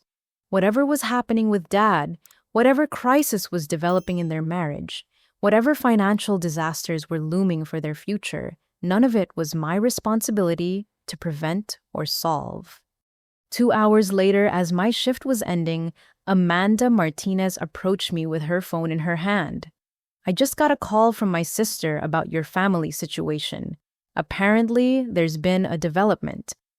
My stomach dropped. "What kind of development?" "Your father never showed up for his job interview at Riverfront Community College, but campus security found him in the parking lot of the casino next door, sitting in his car, crying." I was finishing my shift notes when Amanda Martinez returned with more information about Dad's situation. Campus security had called the police when they found him sitting in his car in the casino parking lot for over 3 hours, apparently, in some kind of emotional breakdown. The police hadn't arrested him, but they had recommended that he seek immediate mental health support and had given him information about gambling addiction crisis services. "Is he okay?" I asked, despite everything that had happened between us. "Physically, yes. Emotionally, it sounds like he's hit rock bottom. But Joanna, there's something else. Something that might affect your family's situation even more seriously." Amanda showed me her phone, where she had pulled up an email from State University's financial aid office. "My sister forwarded this to me. Someone contacted the university's financial aid fraud investigation unit about your brother's application." I felt my blood pressure spike. Financial aid fraud. "Look at this." Amanda scrolled through the email. "An anonymous tip was filed claiming that your family failed to report significant assets on Danny's financial aid application. The university is conducting an audit of his eligibility for need-based grants and scholarships." I read over Amanda's shoulder, my heart sinking with each line. The investigation had discovered discrepancies in the family's reported income and assets, specifically the $50,000 inheritance from Uncle Robert that hadn't been disclosed on Danny's FAFSA application. The university was demanding documentation of all family assets and income for the past 2 years. "Who would have filed an anonymous tip?" I asked, though I had a growing suspicion. Someone with knowledge of your family's actual financial situation and access to information about the hidden inheritance," Amanda replied meaningfully. I thought about the photos I had taken of Dad's bank statements and credit card bills. I thought about Mrs. Carlson's documentation of our family's dysfunction and her sister's concerns about my situation at work. I thought about the neighbors who had witnessed our public confrontation and might have access to the university's reporting systems. "The deadline for responding to the investigation is tomorrow," Amanda continued. "If your family can't provide satisfactory documentation of their assets and income, Danny loses all his need-based financial aid." I calculated the numbers in my head. Danny's financial aid package had included need-based grants worth $12,000 and subsidized loans worth another $8,000. Without that aid, his first-year tuition and expenses would be nearly $40,000 instead of the $20,000 my family had been planning on. $40,000, I whispered. Plus, the university is requiring repayment of any need-based aid already disbursed if the fraud investigation confirms that your family provided false information. My legs felt weak. Danny had already started classes. His first semester's need-based aid had already been applied to his account. If the university determined that he wasn't eligible for that aid based on the family's actual assets, they would demand immediate repayment of money that had already been spent. How much would they have to repay? Amanda scrolled through more of the email. "Looks like about $8,000 in grants and subsidized loans for fall semester, due within 30 days of the fraud determination." I sat down heavily in the nearest chair. $8,000 in immediate repayment, plus $40,000 in additional costs for the remaining 3.5 years of college. Nearly $50,000 in unexpected expenses for a family that was already drowning in gambling debts and had lost their primary income source. "There's more," Amanda said gently. "The financial aid investigation has been shared with the university's admissions office. If they determined that fraud was committed on the application, Danny could be expelled and banned from reapplying to any state university in the system. I stared at Amanda's phone, trying to process the full scope of what was happening. Danny could lose not just his financial aid, but his admission to state university entirely. The college dreams that my family had sacrificed everything to achieve, the goals they had used to justify stealing my car and demanding my money, could be completely destroyed because of Dad's decision to hide Uncle Robert's inheritance. Why would Dad not report the inheritance on the financial aid application? Probably because he knew it would disqualify Danny from need-based aid, Amanda replied. $50,000 in assets puts your family well above the income limits for most grants and subsidized loans. But he could have used the inheritance money to pay for college directly. Not if he had already gambled most of it away and needed the remaining money to cover his credit card debts. The pieces clicked into place with horrible clarity. Dad had received the inheritance, immediately started gambling with it, lost most of it, and then realized he couldn't use what remained to pay for Danny's college because he needed it to service his gambling debts. So he had hidden the inheritance from the financial aid office to preserve Danny's eligibility for need-based aid, never imagining that his deception would eventually be discovered. "This is going to destroy them financially," I said quietly. "Unless someone in the family has $50,000 available to cover the immediate costs," Amanda replied meaningfully. I understood what she was implying.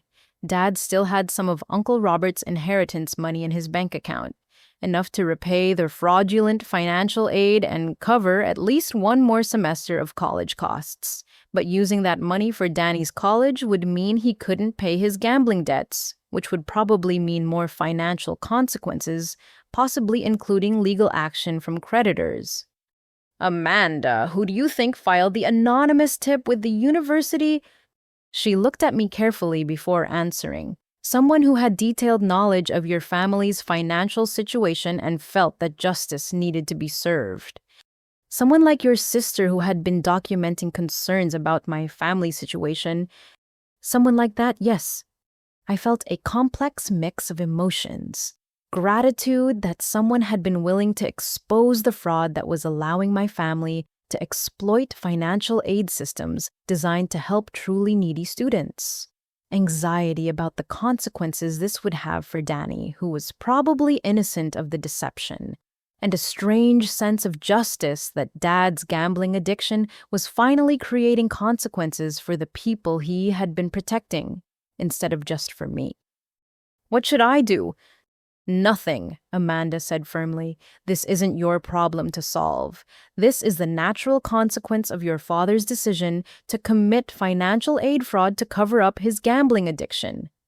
But Danny will lose his college opportunity. Danny will have the same college opportunities that millions of other students have when their families can't afford to pay cash for university education. Loans, part-time jobs, community college transfer programs, choosing less expensive schools." I thought about all the sacrifices I had been expected to make for Danny's college dreams, working 60-hour weeks while he played video games, paying household expenses while he saved nothing for his own future, having my car stolen to fund his education, being demanded to pay his tuition from money I didn't have. Now, Danny was facing the possibility of having to work for his college education like most students do, and I realized I didn't feel sorry for him. I felt like justice was finally being served. "The investigation results will be announced tomorrow," Amanda said. "Your family will receive official notification of the university's decision about Danny's aid and enrollment status." Should I warn them? Why would you? They created this situation through their own choices. They can deal with the consequences through their own resources. I finished my shift and drove Mrs. Henderson's borrowed car back to her house, my mind spinning with the implications of everything Amanda had told me. Tomorrow, my family would discover that Dad's hidden inheritance had cost Danny his financial aid and possibly his admission to state university. They would face immediate demands for $8,000 in repayment. plus the prospect of $40,000 in additional college costs. The same family that had stolen my car and demanded I pay $5,000 for Danny's tuition was about to discover that they owed 10 times that amount because of Dad's deception and fraud. The same parents who had kicked me out of their house for refusing to sacrifice my financial future for Danny's college fund were about to learn that Danny's college fund had been destroyed by their own dishonesty.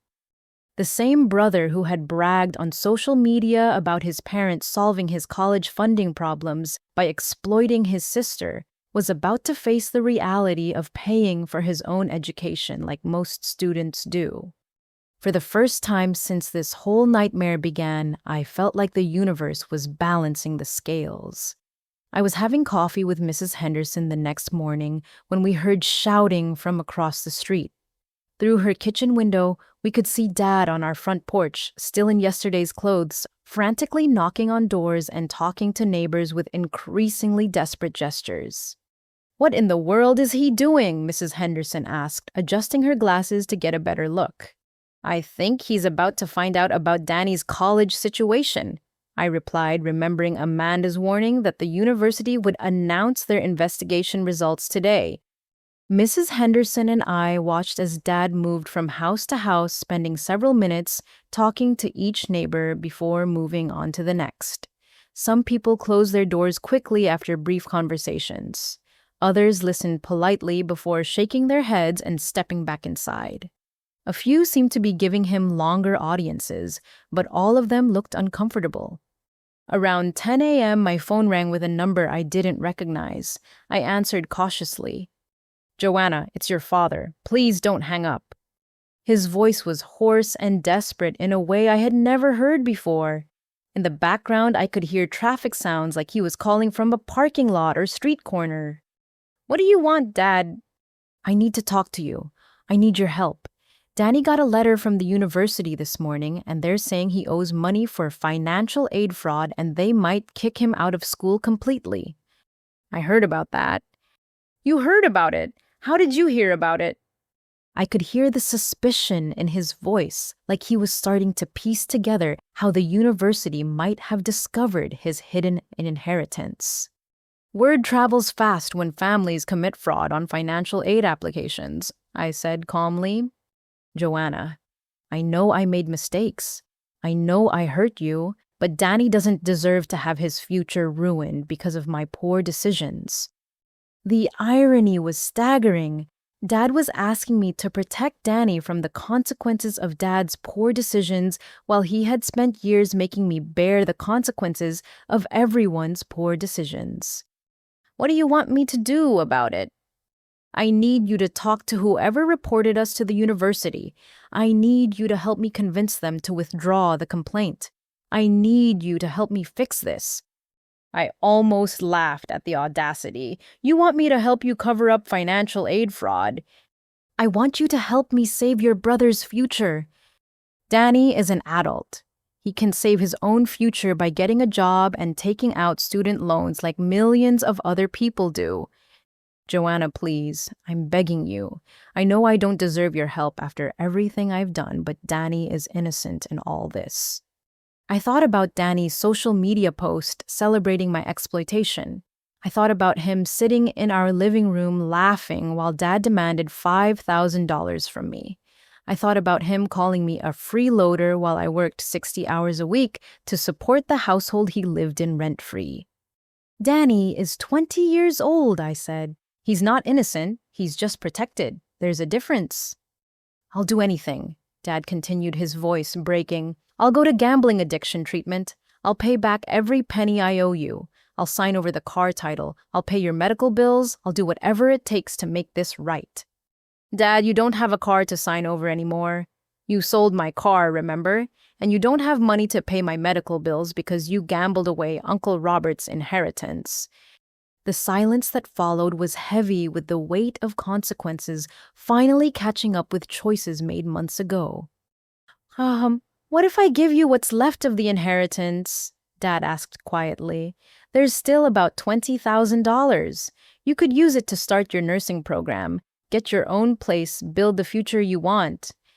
$20,000.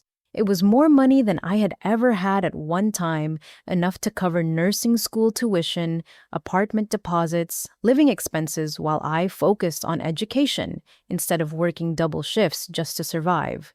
It was everything I had dreamed of having the financial freedom to pursue. In exchange for what?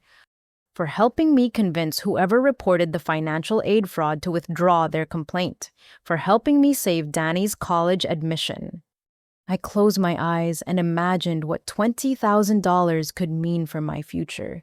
Real financial security for the first time in my adult life. The ability to pursue my career goals without worrying about rent money or grocery bills. Freedom from the financial stress that had controlled my decisions for years. Then I imagined Danny continuing to benefit from financial aid fraud while truly needy students were denied assistance. I imagined Dad learning that gambling addiction consequences could be avoided through family manipulation and bribery. I imagined the message this would send about accountability and justice. No, I said quietly. No, I won't help you cover up financial aid fraud.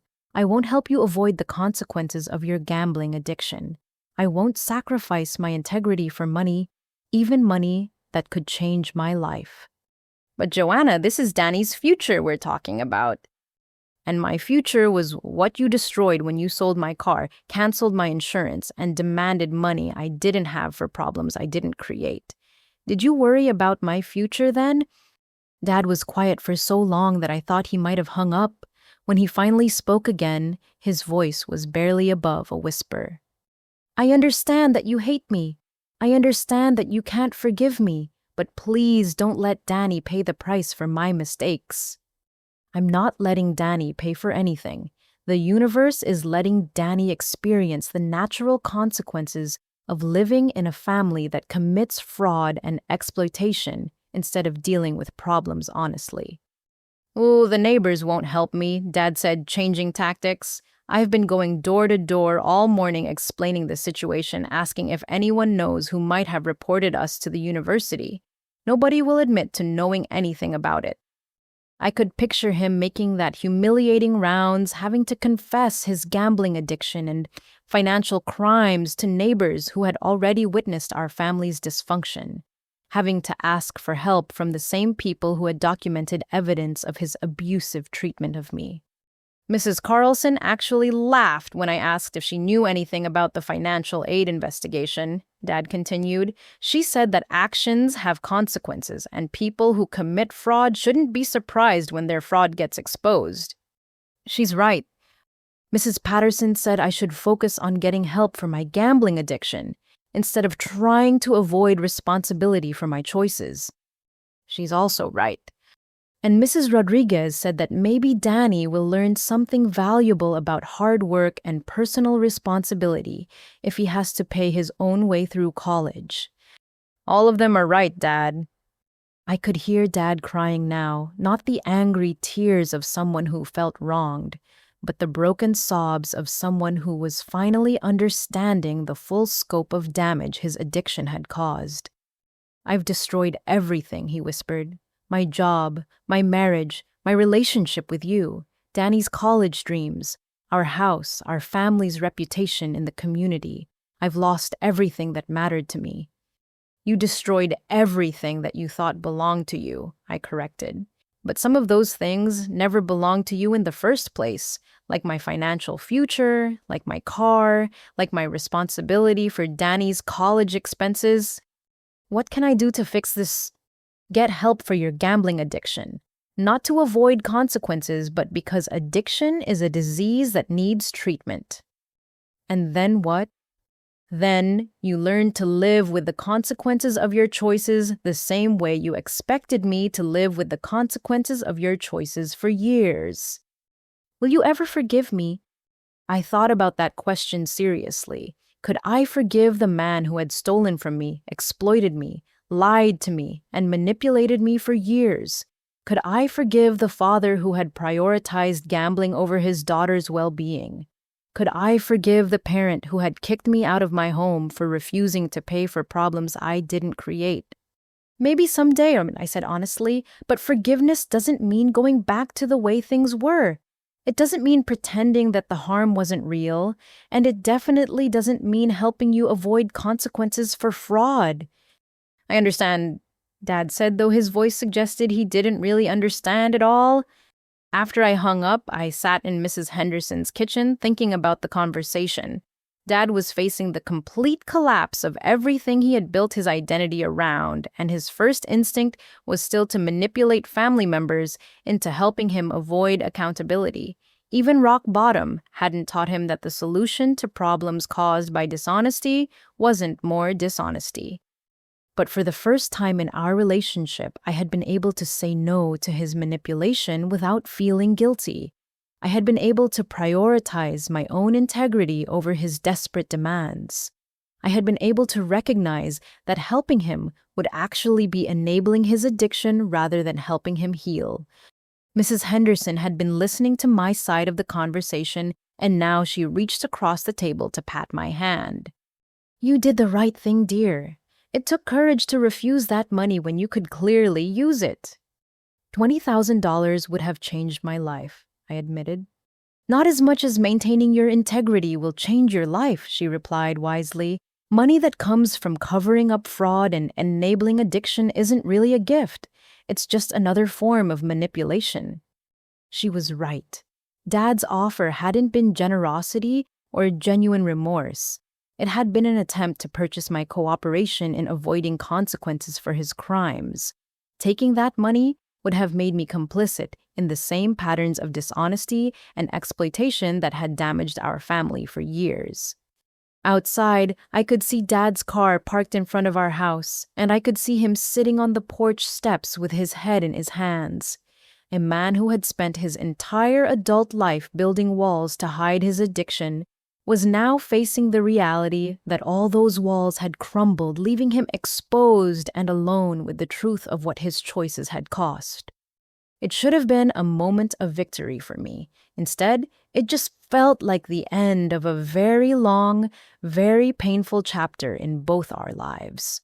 2 days later, Mrs. Carlson knocked on Mrs. Henderson's door with an unexpected proposition.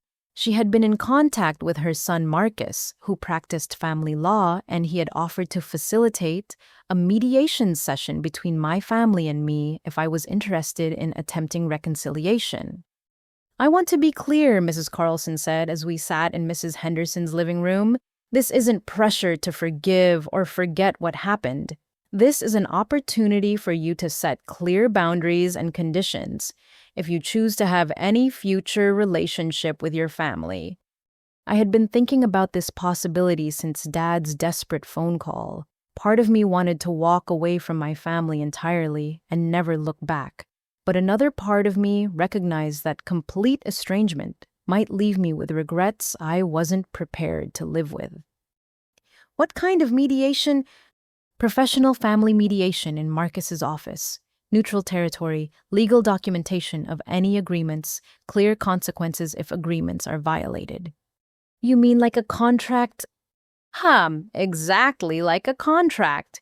Your family has proven they can't be trusted to honor verbal agreements or operate on good faith.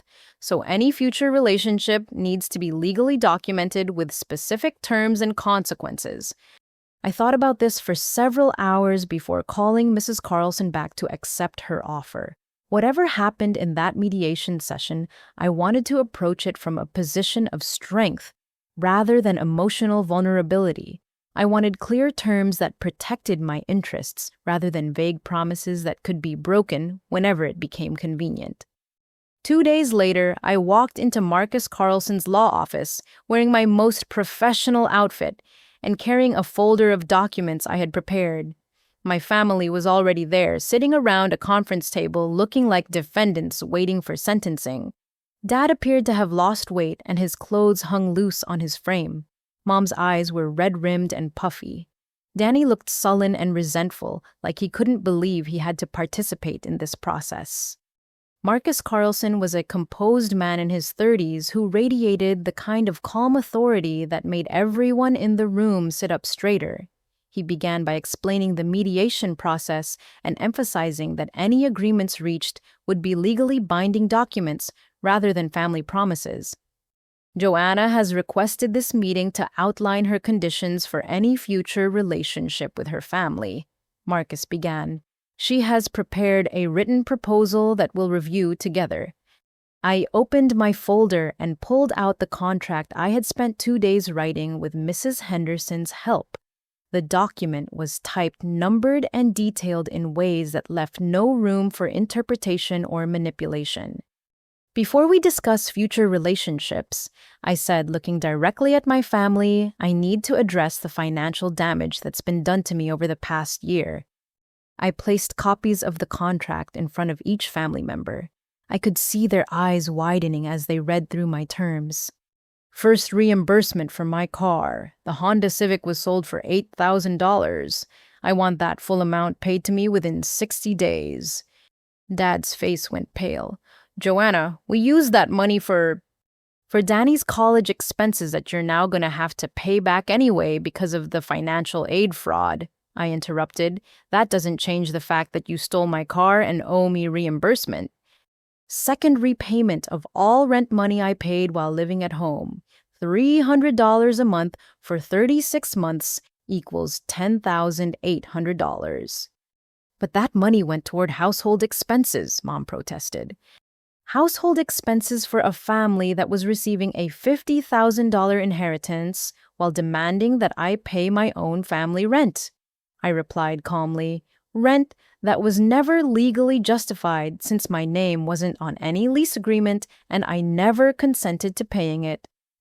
What third payment of my medical bills resulting from the allergic reaction incident, $3,200 for emergency treatment that I thought was covered by family health insurance that you had canceled without informing me.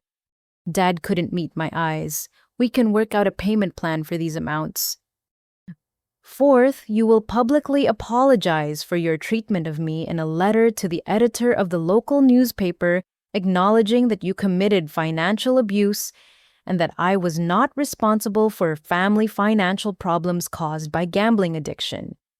A public apology, Mom asked, horrified. You publicly humiliated me when you kicked me out of the house and when Danny posted about it on social media. A public acknowledgement of the truth seems appropriate. Fifth, Dad will attend gambling addiction counseling for a minimum of 1 year and provide me with verification of attendance every month. I'm already planning to get help for my gambling, Dad said quietly. Sixth, all financial arrangements between family members will be documented in writing with clear terms and consequences. No more verbal agreements, no more assumptions, no more manipulation disguised as family obligation. I paused to let them absorb what they had read so far. Finally, there will be a no-contact clause. If any of these terms are violated, if there are any attempts to manipulate or exploit me in the future, if anyone tries to pressure me into resuming my role as the family problem solver, I will cut contact permanently with legal enforcement. The room was completely silent as my family processed what I was proposing. This wasn't forgiveness. This wasn't a return to previous family dynamics. This was a complete restructuring of our relationships with legal boundaries and financial accountability. What about Danny's college situation? Mom asked tentatively. What about it? Will you help us figure out how to handle the financial aid problems? No. Danny is an adult who can handle his own education financing. If he wants to stay at State University, he can take out loans or get a job. If he can't afford State University, he can transfer to a community college or choose a less expensive school. Danny spoke for the first time since I had arrived. This is ridiculous. You're basically extorting us for money we don't have while refusing to help solve the actual problem. The actual problem is Dad's gambling addiction and your family's pattern of financial abuse, I replied evenly. I'm not responsible for solving that problem. I'm only responsible for protecting myself from future abuse. $22,000, Dad said, adding up the financial terms. You want $22,000. I want repayment for money that was stolen from me and bills that I shouldn't have had to pay because of your deception and manipulation. Marcus leaned forward. Let me be clear about the legal implications here. The financial demands Joanna is making represent actual damages that could be pursued through civil litigation if necessary. The contract she's proposing allows the family to avoid potential legal action by addressing these issues through voluntary agreement. What if we can't pay these amounts? Mom asked. Then we'll work out a payment schedule with interest and collateral, Marcus replied, but the amounts will be paid in full according to legally binding terms. I watched my family's faces as they realized I wasn't negotiating from a position of emotional neediness anymore. I wasn't begging them to love me or accept me or treat me fairly. I was presenting them with the cost of their behavior and offering them an opportunity to take responsibility for it. What if we just refuse? Danny asked defiantly. Then you refuse, I said calmly, and I walk out of here and never speak to any of you again. And the $22,000 becomes a $30,000 lawsuit with punitive damages and legal fees. The threat hung in the air like smoke. For the first time in our family's history, I had more power in the relationship than they did. They needed my cooperation more than I needed their approval. Can we have some time to discuss this privately? Dad asked. Take all the time you need, I replied, but understand that this offer expires when I leave this room. If you want a relationship with me in the future, these are the terms. If you don't want a relationship with me, that's also your choice to make. As my family huddled together for a whispered conference, I felt a profound sense of peace settle over me. I had stated my terms clearly and fairly. I had demanded accountability for real harm that had been done to me. I had offered them an opportunity to rebuild our relationship on honest terms, rather than the manipulation and exploitation that had defined it previously. Whatever they decided, I would be fine. For the first time in my adult life, I didn't need them to choose me. I was choosing myself. After 20 minutes of hushed discussion, my family returned to the conference table with resignation written across their faces. Dad cleared his throat and looked directly at me for the first time since the mediation had begun. We accept your terms, he said quietly, all of them. Marcus began preparing the legal documents that would make their agreement binding. As he worked, I could see my family grappling with the reality of what they had just committed to: $22,000 in reimbursement, public apology, mandatory counseling, and complete restructuring of how they could interact with me going forward. The payment schedule will be $1,000 per month for 22 months, Marcus explained as he printed the contract, with the first payment due 30 days from today. If any payment is missed, the full amount becomes due immediately with interest. Mom signed the papers with shaking hands. Dad's signature looked like that of a much older man. Danny signed last, scrawling his name with obvious resentment. As we left Marcus's office, I felt a strange mixture of closure and sadness. I had gotten justice, but the cost had been the complete dissolution of any illusions I had held about my family's love for me. They had agreed to my terms not out of remorse or genuine desire for reconciliation, but because they were trapped by the legal and financial consequences of their behavior. Over the following weeks, I watched the broader consequences of Dad's gambling addiction continue to unfold in our community. The school district completed their investigation and terminated his employment permanently, citing character issues and violation of the code of conduct expected of school employees. His 20-year career was over, along with any chance of working in education again.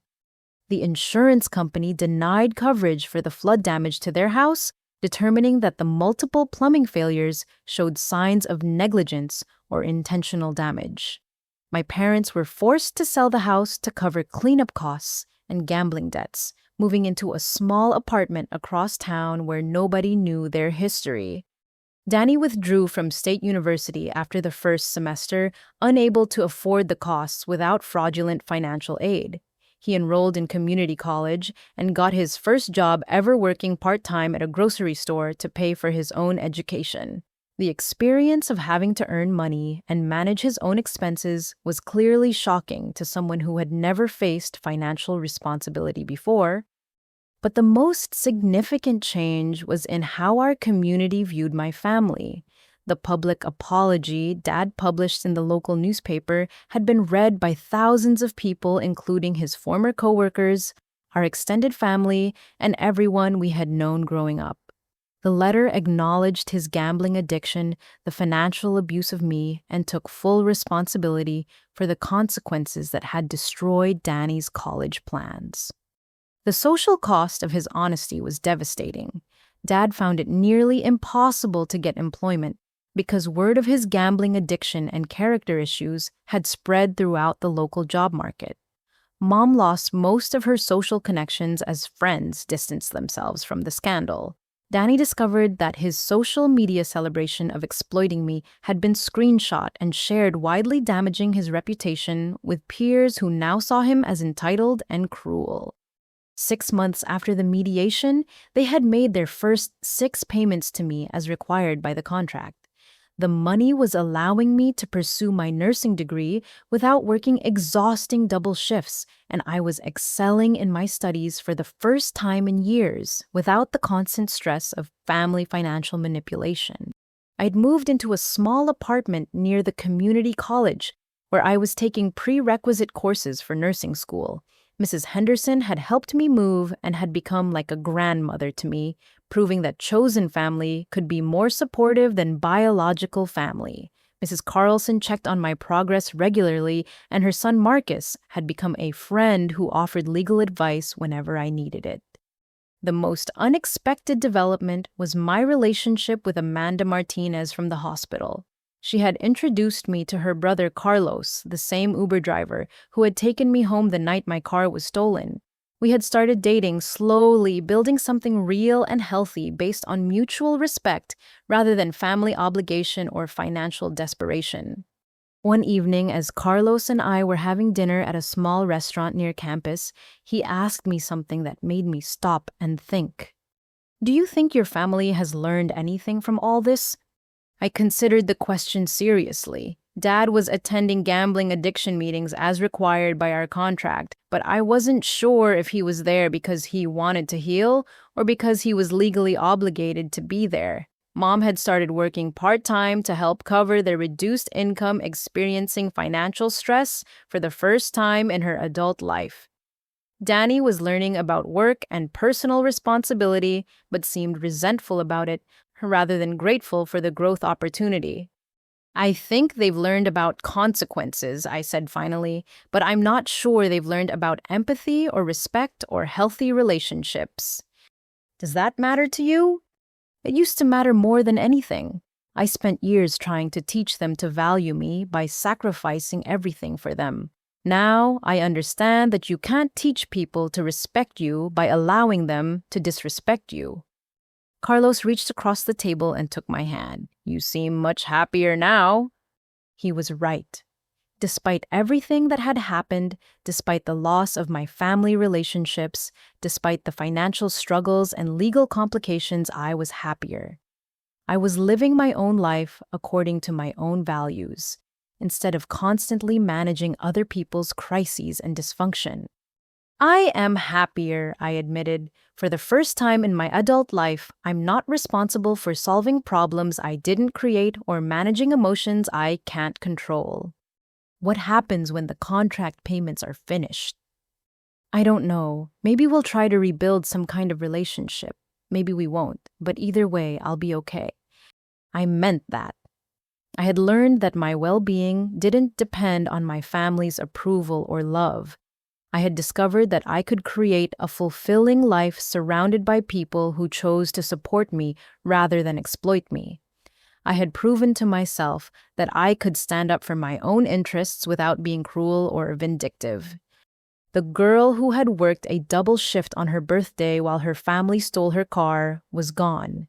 In her place was a woman who understood her own worth and refused to accept treatment that contradicted that understanding. Whatever the future held, I would face it with the knowledge that I was capable of protecting myself and building the life I deserved. 1 year later, I walked across the stage at graduation to receive my licensed practical nurse certification, wearing scrubs that I had paid for myself with money I had earned through my own efforts. In the audience, I could see Mrs. Henderson beaming with pride Amanda, and Carlos cheering from the third row, and Marcus Carlson taking photos to send to his mother. Notably absent were my biological family members, though they had completed all 22 payments as required by our contract. Our relationship remained cordial, but distant, defined by legal boundaries rather than emotional connection. They had learned to respect my autonomy not through love or growth, but through enforceable consequences that made exploitation impossible. After the ceremony, I met up with my chosen family at a small restaurant to celebrate. As we shared dessert and talked about my plans to continue studying for my RN degree, I reflected on how dramatically my life had changed since that terrible birthday night when everything fell apart. The flood in Dad's workshop, which had started this whole chain of consequences, had eventually been traced to multiple simultaneous plumbing failures that the insurance company couldn't definitively blame on negligence. Dad never learned that I had loosened those connections, and I never told him. Some secrets were worth keeping, not to protect him, but to protect the sense of justice that had carried me through the darkest period of my life. Danny had finished his associate degree at community college and was working full-time while considering his options for continuing his education. The experience of paying his own way had taught him valuable lessons about money and effort, though our relationship remained strained. He had never apologized for his social media celebration of my exploitation, and I had never forgiven him for it. Mom had adapted to working outside the home for the first time in 20 years, discovering skills and confidence she didn't know she possessed.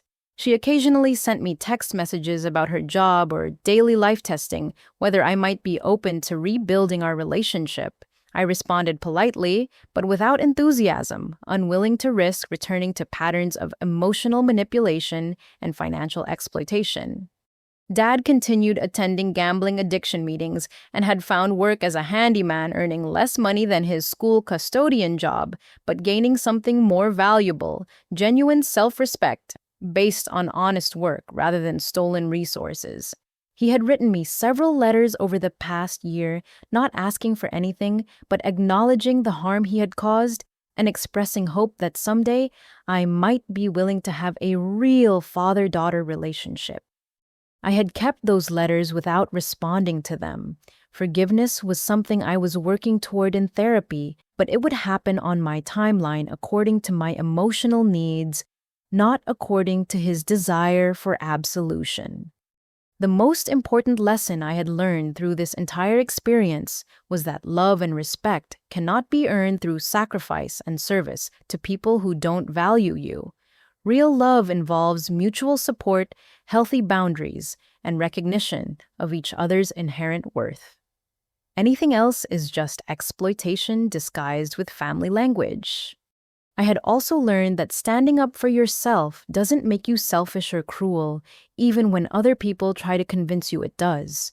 Setting boundaries and demanding accountability aren't acts of aggression. They're acts of self-preservation and self-respect.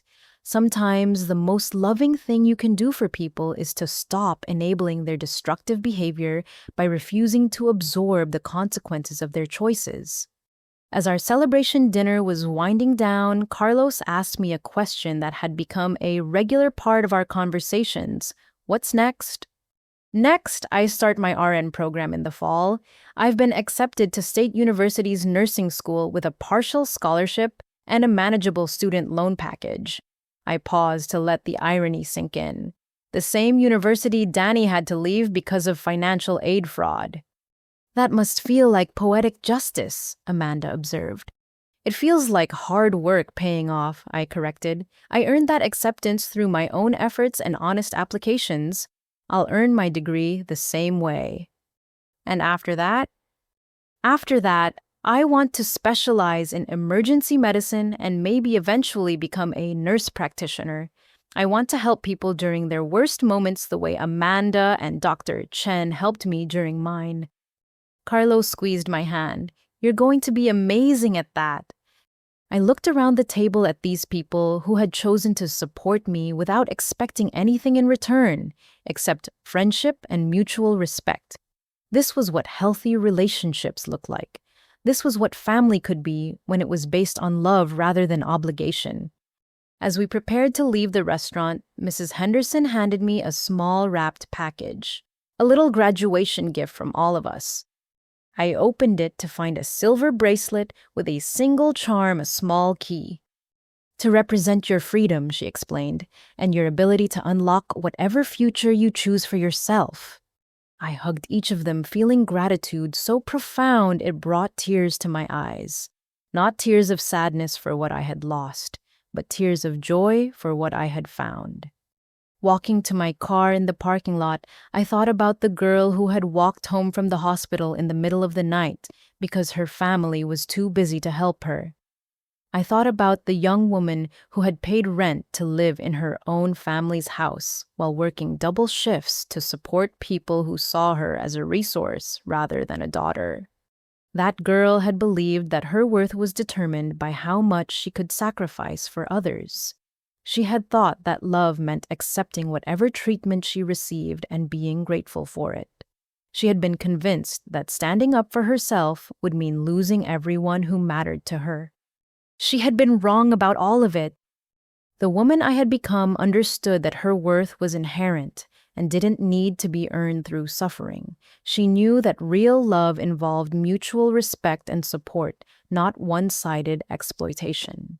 She had discovered that standing up for herself hadn't cost her everyone who mattered. It had revealed who actually mattered and who had simply been using her.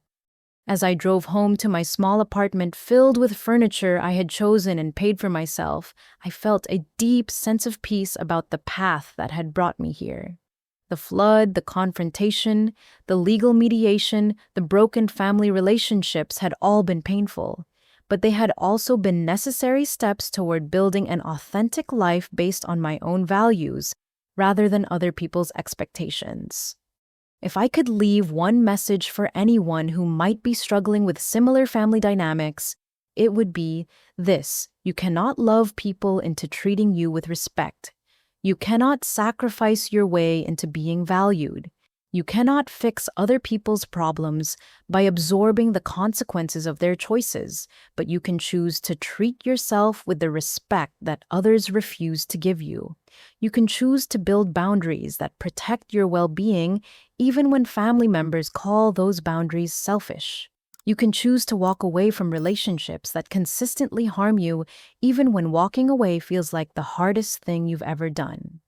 Sometimes the greatest gift you can give to toxic people is the natural consequences of their actions, which might finally motivate them to change in ways that your patience and sacrifice never could.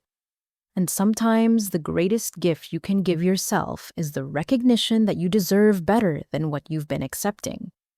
The road to that recognition isn't easy, but it leads to a life of authentic peace that no amount of family drama can disturb, and that I had learned was worth everything I had lost to find it.